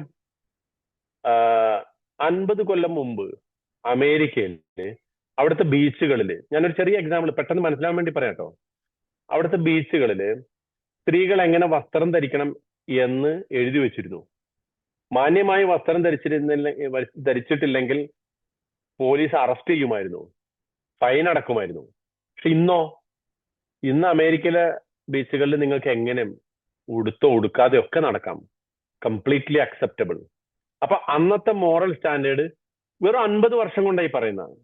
ആ മോറൽ സ്റ്റാൻഡേർഡ് മാറി. വേണ്ട, അമേരിക്കക്ക് വിടാ. നമ്മുടെ കേരളത്തില് ഇപ്പൊ ഞാൻ ഈ അടുത്തൊരു അഡ്വക്കേറ്റിന്റെ, ഒരു വനിതാ അഡ്വക്കേറ്റിന്റെ ഒരു വീഡിയോ, ഒരു പോഡ്കാസ്റ്റ് നിങ്ങളൊക്കെ ചിലപ്പോൾ കേട്ടിട്ടുണ്ടാവും. അവര് പറഞ്ഞു, അവര് 10, 20, 25 കൊല്ലമായിട്ട് അഡ്വക്കേറ്റ് പ്രാക്ടീസ് ചെയ്യുന്നതാണ്. അപ്പൊ അവര് ഒരുപാട് ഡിവോഴ്സ് കേസുകൾ ഹാൻഡിൽ ചെയ്യുന്ന ഒരു വനിതാ അഡ്വക്കേറ്റ് ആണ്. അവര് പറയാണ്, ഞാൻ എൻ്റെ ജീവിതത്തില് ഇതുവരെ ഈ അസെക്ഷൽ എന്ന പദം ഇതുവരെ കേട്ടിട്ടില്ല. പക്ഷെ ഇപ്പോ എനിക്ക് വരുന്ന കേസുകളില്, ഡിവോഴ്സ് കേസുകളില് പെൺകുട്ടികൾ വന്നിട്ട് പറയാണ്, എന്റെ ഭർത്താവ് അസെക്ഷൽ ആണ്, ബൈസെക്ഷൽ അല്ല, അതുകൊണ്ട് എനിക്ക് ഡിവോഴ്സ് വേണം എന്ന് പറഞ്ഞാൽ നിങ്ങൾക്കൊക്കെ മനസ്സിലാവുണ്ടാവില്ലേ ആ പറയുന്നത്? ആ പെൺകുട്ടിയുടെ ഭർത്താവിന് പെണ്ണുങ്ങളോട് താല്പര്യം തോന്നുന്നില്ല, സ്ത്രീകളോടല്ല താല്പര്യം, പുരുഷന്മാരോടാണ് താല്പര്യം. കുറച്ച് മുമ്പ്, ഒരു 10 കൊല്ലം മുമ്പൊക്കെ ഇത് നമ്മൾ കേട്ടാല് അതിനൊരു വൈകൃതമായിട്ടാണ് നമ്മൾ കാണാം അല്ലെ? ഒരു ഒറ്റപ്പെട്ട ലൈംഗിക വൈകൃതമായിട്ടാണ് കാണാം. ആണിന് ആണിനോട് തോന്നുന്ന സ്നേഹം, പെണ്ണിന് പെണ്ണിനോട് തോന്നുന്ന സ്നേഹം ഒരു ലൈംഗിക വൈകൃതമായിരുന്നു. പക്ഷെ ഇപ്പോ അത് വൈകൃതമാണെന്ന് പറയാൻ പാടില്ല. അത് പറയാൻ പാടില്ല. കാരണം ഇപ്പോ LGBTQ അല്ലെ, പ്ലസ് LGBTQ പ്ലസ് ഉണ്ട് എന്ന് പറഞ്ഞാൽ സെക്ഷുവാലിറ്റി എന്ന് പറയുന്ന സംഗതി തന്നെ ഒരുപാട് മാറിപ്പോയി. അതിന്റെ എത്തിക്കൽ സ്റ്റാൻഡേർഡ്. അപ്പൊ മനുഷ്യർക്ക് എന്താ സംഭവിച്ചത്? മനുഷ്യന്മാർ പിന്നെയും ഇവല്യൂഷൻ ആയിട്ടുണ്ടോ? പരിണാമം വന്നിട്ടുണ്ടോ? 5000 വർഷങ്ങൾക്ക് മുമ്പുള്ള അതേ മനുഷ്യന്മാരാണ് ഇപ്പോഴും ജൈവികമായി നമ്മളൊക്കെ. പക്ഷെ മനുഷ്യരുടെ സ്റ്റാൻഡേർഡിൽ മാറ്റം വന്നു. അപ്പൊ ചിലപ്പോൾ നിങ്ങളിൽ ചിലർ പറയുമായിരിക്കും, എന്നോട് അങ്ങനെ ചിലർ പറഞ്ഞിട്ടുണ്ട്, അതൊക്കെ സയന്റിഫിക്കലി പ്രൂവൺ അല്ലേ? ഈ സെക്ഷൽ ഓറിയന്റേഷൻ ഒക്കെ സയന്റിഫിക്കലി പ്രൂവൺ അല്ലേ? പിന്നെ എന്തിനാണ് നിങ്ങൾ അതിനെ ഡിബേറ്റ് ചെയ്യുന്നത്? അത് സയന്റിഫിക്കലി പ്രൂവൺ ആയിരുന്നു നേരത്തെ. പക്ഷേ ഇപ്പൊ അതിനെ നമ്മൾ പറഞ്ഞ് അതൊരു ചിലത് അങ്ങനെയാണല്ലോ, ഈ മോറൽ സ്റ്റാൻഡേർഡ് പറഞ്ഞിട്ടാണ് അതാവുക. അതായത് പണ്ട് കാലത്തൊരു, ഞാൻ കുറച്ച് ഓപ്പൺ ആയിട്ട് പറഞ്ഞാല്, നമ്മുടെ മലയാള സിനിമകളിലൊക്കെ റേറ്റഡ് എന്ന് പറയുന്ന സിനിമകളുടെ ഒരു സ്റ്റാൻഡേർഡും ഇപ്പോഴത്തെ അത് ഞാൻ പ്രത്യേകിച്ച് ഒരു ജാമ്യം എടുക്കേണ്ട ആവശ്യമില്ല. നമ്മൾ ഇതൊക്കെ വായിച്ചും ചർച്ചകൾ കേട്ടുമൊക്കെ മനസ്സിലാക്കുന്ന ഒരു സംഗതിയാണ്. അന്നുണ്ടായിരുന്ന ആ സിനിമകളിലെ ധാർമ്മിക സ്റ്റാൻഡേർഡും ഇപ്പോഴത്തെ സിനിമകളുടെ ധാർമ്മിക സ്റ്റാൻഡേർഡും നമ്മളൊന്ന് ആലോചിച്ച് നോക്കുക. നമ്മുടെയൊക്കെ കുടുംബങ്ങളില്, കല്യാണങ്ങളില്, വിവാഹ ചടങ്ങുകളില് ഒക്കെ നടക്കുന്ന സംഗതികൾ കുറച്ച് മുമ്പുണ്ടായിരുന്ന സ്റ്റാൻഡേർഡ് അല്ല ഇപ്പൊ സ്റ്റാൻഡേർഡ്. ഈ സ്റ്റാൻഡേർഡ് ഇങ്ങനെ മാറിക്കൊണ്ടിരിക്കുന്നു. അവിടെയാണ് ഖയ്യിമിന്റെ പ്രാധാന്യം. ഈ ഖുർആൻ ഖയ്യിമാണെന്ന് പറയുമ്പോൾ നമ്മുടെ സമൂഹത്തിലെ ഇത്തരം വ്യതിചലനങ്ങളെ ഇത് അഡ്രസ് ചെയ്യുന്നു. ഇതിന്റെ സ്റ്റാൻഡേർഡ് ഒരിക്കലും മാറൂല. അപ്പൊ നമ്മൾ ഈ കാലത്തിന്റെ സ്റ്റാൻഡേർഡിനനുസരിച്ച് ഈ ഗ്രന്ഥത്തിന്റെ ഏതെങ്കിലും മാറ്റാൻ ശ്രമിക്കുകയാണെങ്കിൽ നമ്മൾ ചെയ്യുന്നത് ഇതിനെതിരാണ്. വലം യജ്അല്ലഹു ഇവജ എന്ന് അള്ളാഹു പറയുന്ന അതിനെതിരാണ്. ഈ സമൂഹത്തിൽ ഒരുപാട് ഇവജുകളുണ്ട്, വക്രതകളുണ്ട്. ഈ സെക്സ്വാലിറ്റിയുടെ വിഷയത്തില്, മോറൽ സ്റ്റാൻഡേർഡിന്റെ വിഷയത്തില്, സാമ്പത്തിക ക്രമങ്ങളുടെ വിഷയത്തില്, എക്കോണമിക് സ്റ്റാൻഡേർഡില്, എക്കോണമി അതൊക്കെ എടുത്തു നോക്കുക. അതൊക്കെ പറയണമെങ്കിൽ ഒരുപാടുണ്ട്. പൊളിറ്റിക്കൽ ഇഷ്യൂസിന്റെ വിഷയത്തില് സമൂഹത്തിന്റെ സ്റ്റാൻഡേർഡ് ഇങ്ങനെ മാറും. അത് പണ്ട് തെറ്റായിരുന്നു, ഇന്ന് ശരിയായിട്ട് മാറും. പക്ഷെ ഈ ഗ്രന്ഥം ഇതിന്റെ സ്റ്റാൻഡേർഡ് മാറൂല. ഇതിന്റെ സ്റ്റാൻഡേർഡ് മാറില്ല എന്ന് മാത്രമല്ല, നമ്മൾ ഇതിനെ എത്രമാത്രം ഉയർത്തിപ്പിടിക്കുന്നുവോ, കയ്യുമായിട്ട് ഇതിനെ ഉയർത്തിപ്പിടിക്കുന്നുവോ, അത്രമാത്രമാണ് നമുക്ക് ഇതിനോട് നീതി പുലർത്താൻ പറ്റുള്ളൂ. പലപ്പോഴും ആളുകളുടെ സംഭവം എന്താ, മുസ്ലിങ്ങളായിട്ടുള്ള ആളുകളുടെ ഒരു പ്രശ്നം, നമ്മൾ ഒരാൾ ഇതിനെ വിമർശിക്കുന്നത് കേൾക്കുമ്പോൾ ഒരു ഇപ്പം നിങ്ങളുടെ നബി അങ്ങനെ ചെയ്തില്ലേ എന്നൊരു ഹദീസ് എടുത്ത് പറയുമ്പോഴേക്കും നമ്മുടെ ഈമാൻ ഡൗൺ ആയി പോണു. പടച്ചോനെ, ആ ഹദീസ് ശരിയാണോ? അല്ലെങ്കിൽ നിങ്ങളുടെ ഖുർആനിൽ ഇങ്ങനെ പറയുന്നുണ്ടല്ലോ, പടച്ചോനെ ആ ഖുർആനിൽ അങ്ങനെ പറയുന്നുണ്ടോ? നമ്മൾ അതിനെ ന്യായീകരിക്കാനും അതിന്റെ മുന്നിൽ പതറിപ്പോവുകയും ചെയ്യണമെങ്കിൽ പ്രശ്നം എവിടെയാ? അത് അള്ളാന്റെ വേദഗ്രന്ഥത്തിനോ അള്ളാഹുവിന്റെ പ്രവാചകനോ പറ്റിയ തെറ്റല്ല, മറിച്ച് അത് മനസ്സിലാക്കുന്നിടത്ത് നമുക്ക് പറ്റിയ തെറ്റാണ്. ഇപ്പോ ഞാൻ ഇന്നും കൂടെ ഒരു ചോദ്യം കേട്ടിട്ടുള്ളൂ, പെൺകുട്ടികൾക്ക് അനന്തരാവകാശം, അത് ഞാൻ കഴിഞ്ഞ ആഴ്ചയും അത് പറഞ്ഞു. 3 പെൺകുട്ടികളാണ് ഒരാൾക്ക്, അല്ലെങ്കിൽ 1-ൽ കൂടുതൽ പെൺകുട്ടികൾ മാത്രമേ ഒരാൾക്കുള്ളൂ. അയാൾ മരിച്ചു പോകുമ്പോൾ 3-ൽ 2 പെൺകുട്ടികൾക്ക് കിട്ടുള്ളൂ. ബാക്കി സ്വത്ത് ഏറ്റവും അടുത്ത ആണവകാശിക്ക് പോവും. അപ്പൊ നമുക്ക് ബേജാറാണ്. ആരെയും കുറ്റപ്പെടുത്താൻ പറയല്ല കേട്ടോ, ശരിക്കും ബേജാറുണ്ടാവും നമുക്ക്. കാരണം എന്താ, ആളുകൾ സ്വത്തിന് വേണ്ടി മാത്രം കാത്തിരിക്കുകയാണ്. പക്ഷെ എന്തുകൊണ്ട് ഖുർആൻ ഏറ്റവും അടുത്ത ആണവകാശിക്ക് ഈ 3-ൽ 2 കഴിച്ചിട്ട് ബാക്കി കൊടുത്തു? അതാരും പരിഗണിക്കില്ല. എന്തുകൊണ്ടാ കൊടുത്തത്? അവരാണ് ഈ പെൺകുട്ടികളെ സംരക്ഷിക്കേണ്ടത്. അപ്പൊ ആ സംരക്ഷണം എന്ന ബാധ്യത, അതാണ് ഖവ്വാമൂൻ. നേരത്തെ നമ്മൾ പറഞ്ഞല്ലോ ഖവ്വാമൂൻ. അത് ആർക്കും വേണ്ട. എനിക്ക് ഇസ്ലാമികമായ അനന്തരാവകാശ നിയമം അനുസരിച്ച് എനിക്ക് അവകാശപ്പെട്ട സ്വത്ത് എനിക്ക് കിട്ടണം. പക്ഷെ ആ സ്വത്ത് കിട്ടുമ്പോ അതിനോടൊപ്പം ഖുർആൻ ചേർത്ത് പറഞ്ഞ ഒരു ബാധ്യതയുണ്ട്, അവരെ സംരക്ഷിക്കണം. അതിനെക്കുറിച്ച് നീ കേട്ട് കഴിഞ്ഞാൽ ആ സ്വത്ത് എനിക്ക് വേണ്ട, അവൾക്ക് തന്നെ എഴുതി കൊടുത്തേക്കാൻ പറഞ്ഞു പോവും. പക്ഷെ അതാർക്കും പ്രശ്നമല്ല. വിവാഹത്തെ കുറിച്ച് പറഞ്ഞേക്കാൾ കൂടുതൽ ഈ ഖുർആൻ തലാഖിനെ കുറിച്ച് പറഞ്ഞിട്ടുണ്ട്. പക്ഷെ നമ്മുടെ തലാഖ് എങ്ങനെയാ? എന്തെങ്കിലും ഒരു ഭക്ഷണത്തിൽ ഉപ്പ് പറഞ്ഞാൽ നീ നിന്റെ വീട്ടിൽ പോയിക്കോ, നീ നിന്റെ വീട്ടിൽ പോയിക്കോളാൻ പറഞ്ഞ ആ മനുഷ്യനോട് ഖുർആൻ പറയുന്നത്, നീ 1-ാമത്തെ തലാഖ് ചൊല്ലിയാലും 2-ാമത് ചൊല്ലിയാലും 3-ാമത് ചൊല്ലിയാലും അതുവരെ എവിടെയാണ് ഈ പെണ്ണ് നിൽക്കേണ്ടത്? നിന്റെ വീട്ടിലാണ്. അത് തലാഖിനെ കുറിച്ച്. ഇതുപോലെ ഓരോ നിയമവും, എല്ലാ നിയമങ്ങളും ഖുർആന്റെ അതായത് ഈ വേദഗ്രന്ഥം നമ്മുടെ സ്റ്റാൻഡേർഡിനനുസരിച്ച് നമ്മൾ വളച്ച് നമ്മുടെ താല്പര്യത്തിനനുസരിച്ച് നമ്മൾ മനസ്സിലാക്കേണ്ട ഒരു ഗ്രന്ഥമല്ല ഇത്. മറിച്ച് ഇതിനൊരു സ്റ്റാൻഡേർഡ് ഉണ്ട്. ആ സ്റ്റാൻഡേർഡിലേക്ക് നമ്മൾ വളയാണ് വേണ്ടത്. അതാണ് ഖയ്യിം എന്ന് പറഞ്ഞാൽ. മനസ്സിലാവുന്നുണ്ടോ? ഖയ്യിം, ഈ വേദഗ്രന്ഥം ഖയ്യിമാണെന്ന് പറഞ്ഞാൽ ഈ വേദഗ്രന്ഥം ഇങ്ങനെ ഒരു സ്ട്രെയിറ്റ് ആയിട്ട് നിലകൊള്ളുന്നു. ഏതുപോലെ എന്ന് വെച്ചാൽ, നമ്മളൊരു വെള്ളപ്പൊക്കത്തിലാണെന്ന് വിചാരിക്കാം, മലവെള്ളപ്പാച്ചില് 2018 കേരളത്തിൽ മലവെള്ളം വന്നില്ലേ? ആ മലവെള്ളത്തിന്റെ നടുക്ക് നമ്മൾ നിൽക്കുമ്പോ അവിടെ നമുക്ക് പിടിക്കാൻ ഒരു തൂണ് കിട്ടിയെന്ന് വിചാരിക്കാം, ഒരു വടി, ഒരു പോള്, നല്ല ഉറച്ച. നമ്മൾ അതിനെ മുറുകെ പിടിച്ചാൽ എന്താ സംഭവിക്കുക? എത്ര വലിയ മലവെള്ളം വന്നാലും നമ്മൾ ഒലിച്ചു പോവില്ല. പക്ഷെ ആ തൂണിൽ നമ്മൾ പിടിച്ചിട്ടില്ലെങ്കിൽ എന്താ സംഭവിക്കുക? നമ്മൾ ആ വെള്ളത്തിനനുസരിച്ച് ഒലിച്ചു പോകും. ഈ വേദഗ്രന്ഥം അങ്ങനത്തെ ഒരു തൂണാണ്. ചുറ്റുപാടും തിന്മകള് മതിമറന്നാടുമ്പോൾ, ചുറ്റുപാടുകളും അധാർമികതയുടെ വലിയ കൊത്തളങ്ങള് നമ്മളെ ഇങ്ങനെ ആകർഷിക്കുമ്പോൾ, നമുക്ക് അള്ളാഹുവിന്റെ കൽപ്പനകളെ, പ്രവാചകൻ സല്ലല്ലാഹു അലൈഹി വസല്ലമയുടെ നിർദ്ദേശങ്ങളെ മുറുകെ പിടിച്ച് നിലകൊള്ളാനുള്ള ഏറ്റവും പ്രധാനപ്പെട്ട ഒരു ആശ്രയമാണ് ഈ ഖുർആൻ. അതാണ് ഖയ്യിം എന്ന് പറഞ്ഞത്. ഇപ്പൊ നിങ്ങൾ ഖായിം, ഖാമ, ഖവ്വാം എന്നൊക്കെ ഞാൻ പറഞ്ഞ അർത്ഥം നിങ്ങളുടെ മനസ്സിൽ വരുന്നില്ലേ? അതാണ് ഖയ്യിമൻ. ഏത് മലവെള്ളപ്പാച്ചിലും തിന്മകളുടെ, അധാർമികതയുടെ, അശ്ലീലതകളുടെ, അസാൻമാർഗിക പ്രവർത്തനങ്ങളുടെ, സോഷ്യൽ മീഡിയയുടെ ഒക്കെ മലവെള്ളപ്പാച്ചില് ഇങ്ങനെ വരുമ്പോ നിങ്ങൾക്ക് വഴി തെറ്റാതെ, കാലിടറാതെ, കണ്ണ് പതറിപ്പോകാതെ നിങ്ങൾക്ക് നിലകൊള്ളണമെങ്കിൽ മുറുകെ പിടിക്കേണ്ട ഒരു വേദഗ്രന്ഥം ഇതാണ്. ഖയ്യിമൻ വലം യജ്അൽ ലഹു ഇവജ. ഇതിനൊരു കുഴപ്പമില്ല, നിങ്ങൾക്കാണ് കുഴപ്പമുള്ളത്. നമ്മളോട് പറയണേ, നമുക്കാണ്.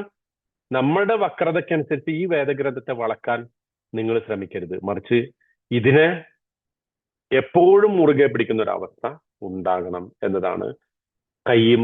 ഇപ്പൊ മനസ്സിലായല്ലോ എന്താണ് ഖുർആൻ ഖയ്യിമാണെന്ന് പറഞ്ഞാൽ? ഇതാണ് ചുരുക്കി പറഞ്ഞതിനകത്ത്. അതിനാണ് ഞാൻ ഇതിന്റെ വാക്കർത്ഥവും ഈ തഫ്സീറുകളും ഒക്കെ ഉപയോഗിച്ചിട്ട് പറഞ്ഞതിന്റെ ഏറ്റവും പ്രധാനപ്പെട്ട ഉദ്ദേശം. അതായത് ഖുർആൻ നമ്മുടെ ജീവിതത്തിലെ ഏറ്റവും പ്രധാനപ്പെട്ട പ്രിയോറിറ്റി ആവുക, അതിന്റെ ഗൈഡൻസ്, ഖുർആന്റെ മാർഗദർശനം നമ്മൾ മുറുകെ പിടിക്കും. അങ്ങനെയാണെങ്കിൽ ഈ സമുദായം തന്നെ ഖയ്യിമാവും. ഈ സമുദായത്തിൽ തന്നെ യാതൊരു തരത്തിലുള്ള ഭിന്നതയില്ലാതെ നിലകൊള്ളാൻ നമുക്ക് സാധിക്കും. നമ്മളെ സംബന്ധിച്ചിടത്തോളം ഈ സമുദായത്തെ യോജിപ്പിക്കുന്ന, നമ്മളിപ്പോ ആലോചിച്ച് നോക്കൂ, ഈ സമുദായത്തിൽ ഭിന്നതയുടെ കാരണങ്ങൾ എത്ര നമ്മൾ പറഞ്ഞു നോക്കിയേ. അതിനൊക്കെ ഒരുപാട് കാരണങ്ങൾ ഉണ്ടാവും. പക്ഷെ ആ കാരണങ്ങളിൽ നിന്നൊക്കെ നമുക്ക് മാറിയിട്ട് ഈ ഏക സമുദായമായിട്ട് നിലകൊള്ളാനുള്ള ഒരേ ഒരു വഴി എല്ലാവരും ഖുർആനെ മുറുകെ പിടിക്കുക എന്നുള്ളതാണ്. ആ പറഞ്ഞതിൽ ഒരു സംശയം ഉണ്ടാവില്ല ആർക്കും. ഒരു ഹദീസ് നിങ്ങൾ പറഞ്ഞാൽ ചിലപ്പോ അത് ലഈഫാണ്, അത് അത്ര സഹീഹല്ല, അതിന്റെ ഇസ്നാദ് ദുർബലമാണ് എന്നൊക്കെ പറയും. പക്ഷെ ഖുർആന്റെ ഒരു വചനം പറഞ്ഞു നോക്കിയേ, എല്ലാവരും അംഗീകരിക്കും. അതാണ് ഖയ്യിം. ഇത് സ്വയം തന്നെ ഇത് സ്ട്രൈറ്റ് ഫോർവേഡ് ആണ്. മറ്റുള്ളതിനെ നേരെയാക്കുന്നതിനും ഇത് നല്ലതാണ്. ഓക്കെ, അപ്പൊ അത്രയും ഖയ്യിമിനെ കുറിച്ച്. ഇനി നമ്മൾ ലിയുന്ദറ ബഅസൻ ശദീദൻ, ബഅസിനെ കുറിച്ച് കൂടി പറഞ്ഞിട്ട് നമ്മൾ ഇന്ന് നിർത്താം. കാരണം വെറും ഖയ്യിമിനെ കുറിച്ച് പറഞ്ഞാൽ നിങ്ങൾ തന്നെ ചോദിക്കൂ, ഇന്നിപ്പോ ആകെ ഈ 1 മണിക്കൂർ ക്ലാസ് എടുത്തിട്ട് ഉസ്താദ് വെറും ഖയ്യിം മാത്രമേ പറഞ്ഞോളൂ എന്ന് ചോദിക്കൂലേ. അപ്പൊ അതുകൊണ്ട് ബഅസിനെ കുറിച്ചും കൂടി പറയാം. ബഅസ് എന്ന് പറഞ്ഞാല് സംതിങ് ഇന്റൻസ്, വളരെ തീവ്രമായ ഒരു സംഗതി സംഭവിക്കുന്നതിനാണ് ബഅസ് എന്ന് പറയാം. ലിയുന്ദറ ഞാൻ പറഞ്ഞിട്ടില്ല കേട്ടോ, അത് അവിടെ നിൽക്കട്ടെ. ബഅസ് ആണ് പറയുന്നത്. ഷദീദുൽ ബഅസ് എന്ന് പറയും ഒരാൾ വളരെ ധൈര്യവാനാണെങ്കിൽ, ഷുജാ, ഒരു ധീരന് പറയും ഷദീദുൽ ബഅസ് എന്ന് പറയും. പിന്നെ ഒരു പണിഷ്മെന്റിന്, ഒരു ശിക്ഷ, അത് ഈ ലോകത്ത് ഉള്ള പണിഷ്മെന്റിനും നാളെ പരലോകത്തേക്കുള്ള പണിഷ്മെന്റിനും ബഅസ് എന്ന് പറയും. യുദ്ധത്തിന് പറയും ബഅസ് എന്നുള്ളത്. ബഅസാ വല്ലറ കേട്ടിട്ടുണ്ടല്ലോ. പിന്നെ എന്താണ് ബഅസാ വല്ലറ? അതായത് ഒരു സമൂഹത്തിൽ ചില പ്രശ്നങ്ങൾ ഉണ്ടായി വരുമ്പോൾ, യുദ്ധത്തിന് മുമ്പ് ചില പ്രശ്നങ്ങളൊക്കെ ഉണ്ടായി വരുമല്ലോ, ലഹള ഉണ്ടാവുമല്ലോ, അതിന് ബഅസാ എന്ന് പറയും. അപ്പൊ അവിടെ പിന്നെ കടാടപ്പ്, കർഫ്യൂ ഇതൊക്കെ ഉണ്ടായി വരുന്ന ആ ഒരു ഘട്ടത്തിനാണ് ബഅസാ എന്ന് പറയാം. പക്ഷെ പിന്നെ അത് ശരിക്കും നമ്മുടെ മേലേക്ക് അത് എടുക്കുന്ന ഒരവസ്ഥയ്ക്കാണ് ലറ എന്ന് പറയാം. എന്ന് പറഞ്ഞാൽ വിപത്തായിട്ട് വരും. അങ്ങനെ അത് കഴിഞ്ഞ് പതുക്കെ സ്ട്രീറ്റിലേക്ക് അത് വ്യാപിക്കുമ്പോൾ ഹീനൽ ബഅസ് എന്ന് പറഞ്ഞാൽ ബഅസാ ഒരു കുഴപ്പത്തിന്റെ തുടക്കമാണ്. ലറ എന്ന് പറയുമ്പോഴേക്കും അത് കുറച്ച് വ്യാപിച്ച് എല്ലാവരെയും ബാധിച്ചു തുടങ്ങും. അവസാനം അതിന്റെ ടോപ്പ് അവസ്ഥയിലെത്തുമ്പോൾ ഹീനൽ ബഅസ്. ഇത് ഖുർആനിൽ അങ്ങനെ തന്നെ പറഞ്ഞിട്ടുണ്ട്. ലാ ബഅസ് അലൈഹി കേട്ടിട്ടുണ്ട്, അറബികൾ പറയുന്ന ലാ ബഅസ്. ലാ ബഅസ് എന്ന് പറയും അല്ലെ, എന്ന് പറഞ്ഞാൽ എന്താ അർത്ഥം? ലാ ബഅസ്, നോ പ്രോബ്ലം, നോ പ്രോബ്ലം എന്ന് പറയും അല്ലെ. Not a big deal, no harm എന്ന് പറയും. ലാ ബഅസ് തഹൂർ ഇൻഷാ അല്ലാ എപ്പോഴാ പറയണ? ലാ ബഅസ് തഹൂർ ഇൻഷാ അല്ലാ. ആരോടാ പറയണ്ടേ? രോഗിയെ സന്ദർശിക്കും. രോഗിയെ സന്ദർശിക്കും. ലാ ബഅസ് കുഴപ്പമില്ല, പോട്ടെ, സാരമില്ല. നമ്മൾ മലയാളത്തിൽ സാരമില്ല എന്ന് പറയില്ലേ? ഓക്കെ. ഒരു ദുആ പ്രവാചകൻ സല്ലല്ലാഹു അലൈഹി വസല്ലം പഠിച്ചു, അല്ലാഹുമ്മ ഇർഫഇൽ ബഅസ്, അല്ലാഹുവേ എല്ലാ ദുരന്തങ്ങളും എല്ലാ ദുരിതങ്ങളും എന്നിൽ നിന്ന് എടുത്തു കളയണേ. ഈ യുദ്ധ സമയത്തൊക്കെ പ്രാർത്ഥിക്കേണ്ട ഒരു പ്രാർത്ഥനയാണ്, അല്ലാഹുമ്മ ഇർഫഇൽ ബഅസ് അനിൽ മുസ്തളഅഫീന ഫീ ഗസ്സ എന്ന് നമ്മൾ പ്രാർത്ഥിക്കാറുണ്ട്. ഇങ്ങനെ അർഫഇൽ ബഅസ്, ഈ യുദ്ധത്തിന്റെ അവസ്ഥ എടുത്തു. അപ്പോ ഇനി നമ്മൾ അതിന്റെ മീനിങ്ങിലേക്ക് വരാം. ലിയുൻദിറ ബഅസൻ ശദീദൻ. ഈ വേദഗ്രന്ഥം അപ്രൈറ്റ് ആണ്, സ്ട്രെയിറ്റ് ആണ്, നേരായ ചൊവ്വായ, നമ്മളെ ഏത് സന്ദർഭത്തിലും നിലകൊള്ളാൻ, സത്യത്തിൽ നിലകൊള്ളാൻ പ്രേരിപ്പിക്കുന്ന ഒരു വേദഗ്രന്ഥമാണ്. ഇതിന്റെ ഏറ്റവും പ്രധാനപ്പെട്ട ഒരു ദൗത്യം എന്താ? ലിയുൻദിറ ബഅസൻ ശദീദൻ. കാരണം അതിശക്തമായ, അതികഠിനമായ, അതിതീവ്രമായ ഒരു പ്രശ്നത്തെ, ഒരു യുദ്ധത്തെ, ഒരു കുഴപ്പത്തെ കുറിച്ച് ഇത് വാൺ ചെയ്യുന്നുണ്ട്. അവിടെ ഞാൻ പറഞ്ഞു ലിയുൻദിറ, വാൺ ചെയ്യാൻ, താക്കീത് ചെയ്യാൻ എന്നാ പറയുന്നത്. ആരാണ് ചെയ്യുക? അള്ളാഹു ആണോ, പ്രവാചകനാണോ, ഈ വേദഗ്രന്ഥമാണോ? അത് നമുക്ക് പരിശോധിക്കാം കേട്ടോ. അപ്പോ അതാണ് ലിയുൻദിറ എന്ന് പറയുന്നത്. ഇനി ഇവിടെ ഇബ്നു അശൂർ അതിനെ കുറിച്ച് പറയുന്നത്, ഈ വേദഗ്രന്ഥത്തെ ലിയുൻദിറ എന്നുള്ള ആ ലാമില്ലേ, ലാം ഉപയോഗിച്ചത് സോ ദാറ്റ് എന്ന അർത്ഥത്തിലാണ്. സോ ദാറ്റ്, അതായത്, അല്ലെങ്കിൽ എന്തിനാണ് ഈ വേദഗ്രന്ഥം കയ്യുമായിട്ട് നിലകൊള്ളുന്നത്? സോ ദാറ്റ്, അതിനാൽ, അതായത് ഇത് ഒരു ശക്തമായ, ഒരു കഠിനമായ ഒരു യുദ്ധത്തെക്കുറിച്ച്, തീവ്രമായ ഒരു കുഴപ്പത്തെക്കുറിച്ച് ഇത് വാണിജ്യം. അത് ഒരു പക്ഷെ അള്ളാഹു ആകാം, അല്ലെങ്കിൽ പ്രവാചകനാകാം, വേദഗ്രന്ഥം എന്ന് പറഞ്ഞാൽ അത് അള്ളാഹു ഓപ്പൺ ആക്കി വെച്ചിരിക്കുകയാണ്. ഇത് ഇബ്നു ആശൂറിന്റെ അഭിപ്രായം ഉണ്ടാ, ഓപ്പൺ ആക്കി വെച്ചിരിക്കുകയാണ്. ഒരു പക്ഷേ ഇത് വാൺ ചെയ്യുന്നത് അള്ളാഹു ആയിരിക്കും, അല്ലെങ്കിൽ പ്രവാചകനായിരിക്കും. മൂന്നിനും സാധ്യതയുണ്ട്. മൂന്നുമാകാം എന്ന് പറഞ്ഞതിന്റെ അർത്ഥം, പ്രവാചകൻ സല്ലല്ലാഹു അലൈഹി വസല്ലമയെ താക്കീത് ചെയ്യണമെങ്കിൽ അന്നത്തെ കാലത്ത് വരാനിരിക്കുന്നതാണ്, അല്ലെ? അള്ളാഹുവും വേദഗ്രന്ഥവും, അള്ളാഹുവും ഈ ഖുർആനും ആണെങ്കിൽ ഏത് കാലത്തും ഇത് പാരായണം ചെയ്യുന്ന, പ്രത്യേകിച്ച് ഈ സൂറത്തുൽ കഹ്ഫിനെ കുറിച്ച് നമ്മൾ മനസ്സിലാക്കിയിട്ടുള്ള എന്താ? ഇത് അന്ത്യനാളില് ദജ്ജാലിന്റെ ഒരു പ്രശ്നത്തെ കുറിച്ച് വാൺ ചെയ്യുന്ന ഒരു ഗ്രന്ഥമാണ്, അല്ല, ഒരു സൂറത്താണിത്. അപ്പൊ അതുകൊണ്ട് അന്ത്യനാളിൽ വരാനിരിക്കുന്ന, ദജ്ജാല് വരുമ്പോ വരാനിരിക്കുന്ന ഒരു വലിയ വിപത്തിനെ കുറിച്ച് വാൺ ചെയ്യുന്ന സ്ട്രൈറ്റ് ഫോർവേഡ് ആയിട്ടുള്ള ഒരു ഗ്രന്ഥമാണ് ഇത്. അപ്പോ മൂന്നും നമുക്ക് ഉദ്ദേശിക്കാം, മൂന്നും ഇൻസെപ്പറബിൾ ആണ്, ഒരിക്കലും അത് വേർതിരിച്ച് പറയാൻ പറ്റില്ല.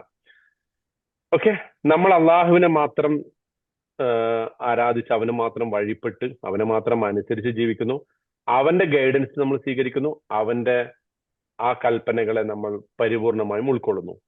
ഇവിടെ ജിബ്രീൽ അലൈഹിസ്സലാം പ്രവാചകൻ സല്ലല്ലാഹു അലൈഹി വസല്ലമയ്ക്ക് വേദഗ്രന്ഥം കൊണ്ടുകൊടുക്കുമ്പോൾ അതും നമ്മൾ ആ അർത്ഥത്തിൽ മനസ്സിലാക്കുന്നു. വേദഗ്രന്ഥത്തിൽ നിന്ന് പ്രവാചകനെയോ ജിബ്രീൽ അലൈഹിസ്സലാമെയോ മാറ്റി നമുക്ക് നിർത്താൻ പറ്റില്ല. അതും പൂർണ്ണമായിട്ടും അള്ളാഹുവിൽ നിന്നുള്ളതാണ്. ഈ വേദഗ്രന്ഥത്തിന് ഇതൊരു വഹിയായിട്ട് നമ്മൾ മനസ്സിലാക്കുമ്പോൾ നമ്മൾ ആ വഹീനെ പൂർണ്ണമായും ഉൾക്കൊള്ളാൻ, ആ വഹിയിലൂടെ നമുക്ക് ലഭിക്കുന്ന സന്മാർഗം, ഹുദ, ഹിക്മത്ത്, അത് നമ്മൾ ഉൾക്കൊള്ളുന്നു. ഇത് മൂന്നും കൂടി ഉൾക്കൊള്ളുന്ന ഒരു സംഗതിയാണ് ആ ഒരു ലിയുൻദിറ ബഅസൻ ശദീദൻ എന്ന് അതിന്റെ ഫായില് പറയാതെ അള്ളാഹു ഉപയോഗിച്ചതിന്റെ ഏറ്റവും പ്രധാനപ്പെട്ട ഉദ്ദേശം അത് തന്നെയാണ്. മൂന്നും ഇവിടെ ഉദ്ദേശിക്കപ്പെടാം എന്ന അർത്ഥത്തിലാണ് കേട്ടോ. ഓക്കെ, ഇനി വേറൊരു അഭിപ്രായം, ലിയുൻദിറ എന്ന് പറയുന്നത് അള്ളാഹുവിനെ കുറിച്ച് മാത്രമാണ്, അല്ലെങ്കിൽ അള്ളാഹു ആണ് ഈ കാരണം അൻസലൽ കിതാബ എന്ന് പറഞ്ഞിട്ടുണ്ടല്ലോ. അപ്പൊ അൻസലൽ കിതാബ, അവനാണ്, അൽഹംദുലില്ലാഹില്ലദീ അൻസലൽ കിതാബ്, ഈ വേദഗ്രന്ഥം അവതരിപ്പിച്ച അള്ളാഹുവിനാണ് സർവസ്തുതി എന്ന് പറഞ്ഞ സ്ഥിതിക്ക് ലിയുൻദിറ എന്ന് പറയുന്നത് അള്ളാഹുവിനെ കുറിച്ചാണ് എന്ന ഒരു അഭിപ്രായവും നിലവിലുണ്ട്. ഈ വേദഗ്രന്ഥം അള്ളാഹു അവതരിപ്പിച്ചതിന്റെ ഉദ്ദേശം തന്നെ എന്താണ്? താക്കീത് ചെയ്യുക, വരാനിരിക്കുന്ന ഒരു വലിയ വിപത്തിനെ കുറിച്ച് താക്കീത് ചെയ്യുക എന്നതാണ് ഉദ്ദേശം എന്ന് പറഞ്ഞിട്ടുണ്ട്. അപ്പം ഇതിന്റെ ഒക്കെ നമ്മൾ ഏത് ഒപ്പീനിയൻ എടുത്താലും ഇതിന്റെ ഏറ്റവും അടിസ്ഥാനപരമായ ഒരു സംഗതി എന്താ? ഈ വിശുദ്ധ ഖുർആൻ നമുക്ക് അള്ളാഹു അവതരിപ്പിച്ചിട്ടുള്ളത് നമുക്ക് താക്കീത് തരിക എന്ന ഏറ്റവും സുപ്രധാനമായ ഒരു ദൗത്യം ആണ് ആ ഖുർആൻ നിർവഹിക്കുന്നത്. ഖുർആനാണ് ഈ താക്കീത് നൽകുന്നത് എന്ന് വെച്ചാൽ അതിന്റെ ഉദ്ദേശം അള്ളാഹു ആണ് എന്ന് തന്നെയാണ് അതിന്റെ അർത്ഥം. കാരണം ഖുർആൻ ആരുടെ വചനമാണ്? അള്ളാഹുവിന്റെ വചനമാണ്.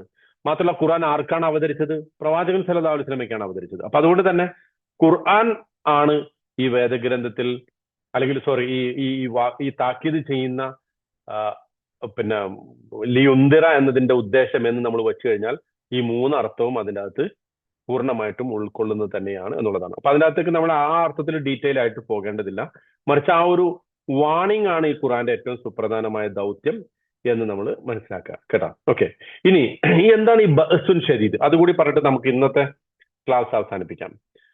ഈ അതിശക്തമായ ഒരു യുദ്ധം അല്ലെങ്കിൽ അതികഠിനമായ ഒരു വിപത്ത് ഇതെന്തായിരിക്കും? ചിലര് പറയുന്നത് ഉദാഹരണത്തിന് ഇമാം ജമഖ്ശരി അദ്ദേഹത്തിന്റെ കശാഫ് എന്ന് പറയുന്ന തഫ്സീറിൽ, അതുപോലെ തന്നെ ഇമാം ഇബ്നു ഹയ്യാൻ അദ്ദേഹത്തിന്റെ അൽ ബഹ്റുൽ മുഹീത്ത് എന്ന് പറയുന്ന തഫ്സീറിൽ അവരൊക്കെ പറയുന്നത് ഈ ദുനിയാവില് നമുക്ക് സംഭവിക്കാനിരിക്കുന്ന ഓരോ കാലഘട്ടത്തിലും മുസ്ലിം സമൂഹം അനുഭവിക്കേണ്ടി വരുന്ന യുദ്ധത്തെ കുറിച്ചാണ് ആ പറയുന്നത്. പ്രത്യേകിച്ച് ഇന്നൊക്കെ ഇപ്പൊ നമ്മൾ കാണുന്ന ഗസ പോലുള്ള സംഭവങ്ങളിൽ കാണുന്ന യുദ്ധം ഉണ്ടല്ലോ, അതാകാം അവര് തന്നെ പറയാണ്, ഇബ്നു ഹയ്യാനും ജമഖ്ശരി. അതുപോലെ തന്നെ പരലോകത്ത് വരാനിരിക്കുന്ന ഒരു വലിയ വിപത്ത്, പരലോകത്ത് വരാനിരിക്കുന്ന ഏറ്റവും വലിയ വിപത്ത് എന്താ? സത്യനിഷേധികളെ കാത്തിരിക്കുന്ന നരകം എന്ന് പറയുന്ന ഒരു വിപത്ത് അതന്നെയാണ്. അതേസമയം ഇബ്നു ആഷൂർ പറയുന്നത് ഈ ബഅസ് എന്ന് പറയുന്നത് ഈ ദുനിയാവില് ഇൻകാന ഫിദ് ദുനിയ, അദ്ദേഹം രണ്ട് പോസിബിലിറ്റിയും പറഞ്ഞിട്ട് പറയണേ, ഇൻകാന ഫിദ് ദുനിയ, ദുനിയാവിലാണ് ആ പിന്നെ വിപത്ത് വരുന്നതെങ്കിൽ ഫഹുവ ബിവാസിത്തത്തിൽ മുസ്ലിമീൻ, അത് പിന്നെ മുസ്ലിങ്ങൾക്ക് അള്ളാഹു സുബ്ഹാനഹു തആല ഒരു പരീക്ഷണം എന്നുള്ള നിലക്ക് പിന്നെ അവതരിപ്പിക്കുന്ന അല്ലെങ്കിൽ അവരുടെ മേൽ സംഭവിപ്പിക്കുന്ന യുദ്ധത്തെ കുറിച്ചാണ്. അപ്പൊ അത് നമ്മുടെ തന്നെ പ്രവർത്തനങ്ങൾ കൊണ്ട്, നമ്മുടെ തന്നെ കർമ്മദോഷം കൊണ്ട് സംഭവിക്കുന്ന വിപത്തുകളെ കുറിച്ചാണ് പറയുന്നത്. നമ്മുടെ ഇന്റേണൽ ഫൈറ്റിങ് ഉണ്ടല്ലോ, മുസ്ലിങ്ങളിൽ തമ്മിലുള്ള ആഭ്യന്തര പ്രശ്നങ്ങൾ കൊണ്ട് സംഭവിക്കുന്ന ഒരു സംഗതിയാണ് എന്ന് പറയുന്നത്. എന്നാൽ വൈൻകാന ഫിൽ ആഖിറ, പരലോകത്താണ് അത് ഉദ്ദേശിക്കുന്നത്, ഫഹുവ മിൻ ഇൻദില്ലാ, അള്ളാഹു തന്നെ സത്യനിഷേധികൾക്ക് കൊടുക്കുന്ന ശിക്ഷയായിട്ടാണ് അദ്ദേഹം അതിനെ പരിചയപ്പെടുത്തിയിട്ടുള്ളത്. ഇനി ഇവിടെ അതിന്റെ മറ്റു ചില വിശദീകരണങ്ങൾ പിന്നെ വിശുദ്ധ ഖുർആന്റെ തന്നെ പല സന്ദർഭങ്ങളിലായിട്ട് അള്ളാഹു സുബ്ഹാനഹു തആല ഈ ബഅസിനെ കുറിച്ച് പറഞ്ഞിട്ടുണ്ട്. ഇപ്പൊ ഉദാഹരണത്തിന് ഫഖാത്തിൽ വലാ തുകല്ലഫ് ഇല്ലാ നഫ്സക് ഫഖാത്തിൽ ഫീ സബീലിക്, അള്ളാഹുവിന്റെ മാർഗത്തിൽ താങ്കൾ യുദ്ധം ചെയ്യണം. ലാ തുകല്ലിഫ് ഇല്ലാ നഫ്സക്, താങ്കളുടെ മേൽ എന്തെങ്കിലും ഭാരം വരുന്നുണ്ടെങ്കിൽ അത് താങ്കളുടെ മാത്രം ഒരു പ്രശ്നം കൊണ്ടാണ്, അല്ലെങ്കിൽ ഏതെങ്കിലും അർത്ഥത്തിലുള്ള ഭാരം അള്ളാഹു താങ്കളുടെ മേൽ അള്ളാഹുവായിട്ട് അടിച്ചേൽപ്പിക്കില്ല, അത് താങ്കളുടെ തന്നെ കാരണമാണ്.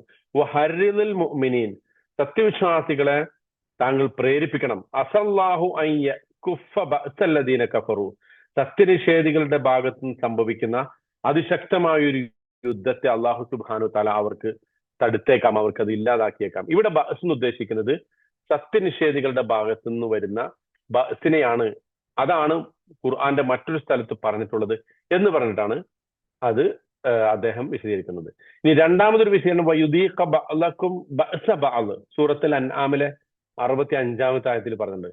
അള്ളാഹു നിങ്ങളിൽ നിന്ന് തന്നെയുള്ള നിങ്ങളുടെ ആളുകൾ തന്നെ ഉണ്ടാക്കി തീർക്കുന്ന, അവർ തന്നെ കാരണമായിട്ടുണ്ടാവുന്ന ബഅസ്, അത് പരസ്പരം രുചിക്കാൻ വേണ്ടി അള്ളാഹു സുബ്ഹാനഹു തആല ഇത്തരം പരീക്ഷണങ്ങൾ വരുത്താം. എന്ന് പറഞ്ഞാൽ ഈ ഭൂമിയിൽ നമുക്ക് അനുഭവിക്കുന്ന ചില ശിക്ഷകള് അത് പലപ്പോഴും നമ്മുടെ തന്നെ നമ്മുടെ തന്നെ കർമ്മദോഷത്തിന്റെ ഒക്കെ ഫലമായിട്ട് ഉണ്ടായേക്കാവുന്ന വിപത്തുകളെ കുറിച്ചാണ്. പിന്നെ ഇത് ജൂതന്മാരുടെ ചരിത്രം പറഞ്ഞിട്ട് ചില പണ്ഡിതന്മാർ അതിനെക്കുറിച്ച് പറഞ്ഞിട്ടുണ്ട്. ഇപ്പൊ സൂറത്തുൽ ഇസ്രായില് ലതുഫ്സിദുന്ന ഫിൽ അർളി മർറതൈനി വല തഅലുന്ന ഉലുവൻ കബീറ, അവര് 2 പ്രാവശ്യം അവർക്ക് കറപ്ഷൻ ഉണ്ടാകും, എന്നിട്ട് അവർ അതിനെ 2 പ്രാവശ്യം അതിജയിക്കും എന്നൊക്കെ പറഞ്ഞിട്ടുണ്ടല്ലോ. അപ്പൊ അത് വൈദാ ജാഅ വഅദു ഉലാഹുമ ബഅസ്ന അലൈക്കും ഇബാദൻ ലനാ ഉലി ബഅസിൻ ഷദീദ് ഫജാസു ഖിലാല ദിയാർ, ഈ പിന്നെ ജൂതന്മാർക്ക് മേലെ നല്ല കഠിനമായ ശക്തിയുള്ള ആളുകളെ നാം നിയോഗിക്കും എന്നൊക്കെ പറഞ്ഞിട്ട് അത്തരം ചില ചരിത്രത്തിൽ സംഭവിച്ചു പോയിട്ടുള്ള അത്തരം ബഅസിനെ കുറിച്ചാണ് ആ പറയുന്നത് എന്ന് പറയുന്നുണ്ട്. അതുപോലെ തന്നെ നഹ്നു ഉലു ഖുവത്തിൻ വ ഉലു ബഅസിൻ ഷദീദ് എന്ന് സബാ രാജ്ഞിയുടെ ആളുകളോട് പിന്നെ സുലൈമാൻ നബിയുടെ കത്ത് കിട്ടുമ്പോൾ സബാ രാജ്ഞി ചോദിക്കേണ്ടത് നമ്മൾ എന്താ ചെയ്യാ, അപ്പൊ അവര് പറയുന്നുണ്ട് നമ്മൾ ശക്തമായ ഒരു സൈന്യമുള്ള ആളുകളാണ്, അതുകൊണ്ട് നമുക്ക് എന്ത് ചെയ്യാം, അവരെ പ്രതിരോധിക്കാം, സുലൈമാൻ നബിനെ പ്രതിരോധിക്കാം എന്ന് ഉപദേശം കൊടുക്കുന്ന ആ ഒരു ഇത് ഉദ്ധരിച്ചിട്ട് ആ ബഅസ് കൊണ്ട് ഉദ്ദേശിക്കുന്നത് അത്തരം ശക്തിയെ കുറിച്ചാണ് എന്ന് പറയുന്നുണ്ട്. അപ്പം ഇത് മൊത്തത്തിൽ ഈ പറയുന്ന തഫ്സീറുകളൊക്കെ വെച്ചിട്ട് ഞാൻ അതിന്റെ ഒരു കൺക്ലൂഷനിലേക്ക് വരികയാണ്. അതായത് ഒരു പ്രധാനപ്പെട്ട ഒരു സംഗതി ഇതില് ദുനിയാവിലത്തെ ഒരു ബഅസാണ് ഉദ്ദേശിക്കുന്നത് എന്നുള്ളതാണ് ഏറ്റവും പ്രധാനപ്പെട്ട ഒരു സംഗതി. അതായത് പരലോകത്തെ ഒരു ബഅസിനെ കുറിച്ചല്ല. ഈ ബഅസിന്റെ ഖുർആനിൽ ഇത് വന്നിട്ടുള്ള എല്ലാ ആയത്തുകളും നമ്മൾ അതിന്റെ വിശദീകരണങ്ങൾ നോക്കുമ്പോൾ ഈ ദുനിയാവിൽ നമുക്ക് സംഭവിക്കാൻ പോകുന്ന ഒരു ബഅസിനെ കുറിച്ചാണ്. അപ്പൊ ആ ബഅസ് എന്താണെന്നുള്ളതാണ്. അതിലൊരു പ്രധാനപ്പെട്ട അഭിപ്രായം ഇത് ദജ്ജാല്. ഇപ്പൊ ഈ നമ്മള് സൂറത്തുൽ കഹ്ഫിനെ കുറിച്ച് നമ്മൾ നേരത്തെ തന്നെ പറഞ്ഞല്ലോ. ഈ ദജ്ജാലിന്റെ ഉപദ്രവത്തിൽ നിന്ന്, അല്ലെങ്കിൽ ദജ്ജാലിന്റെ പിന്നെ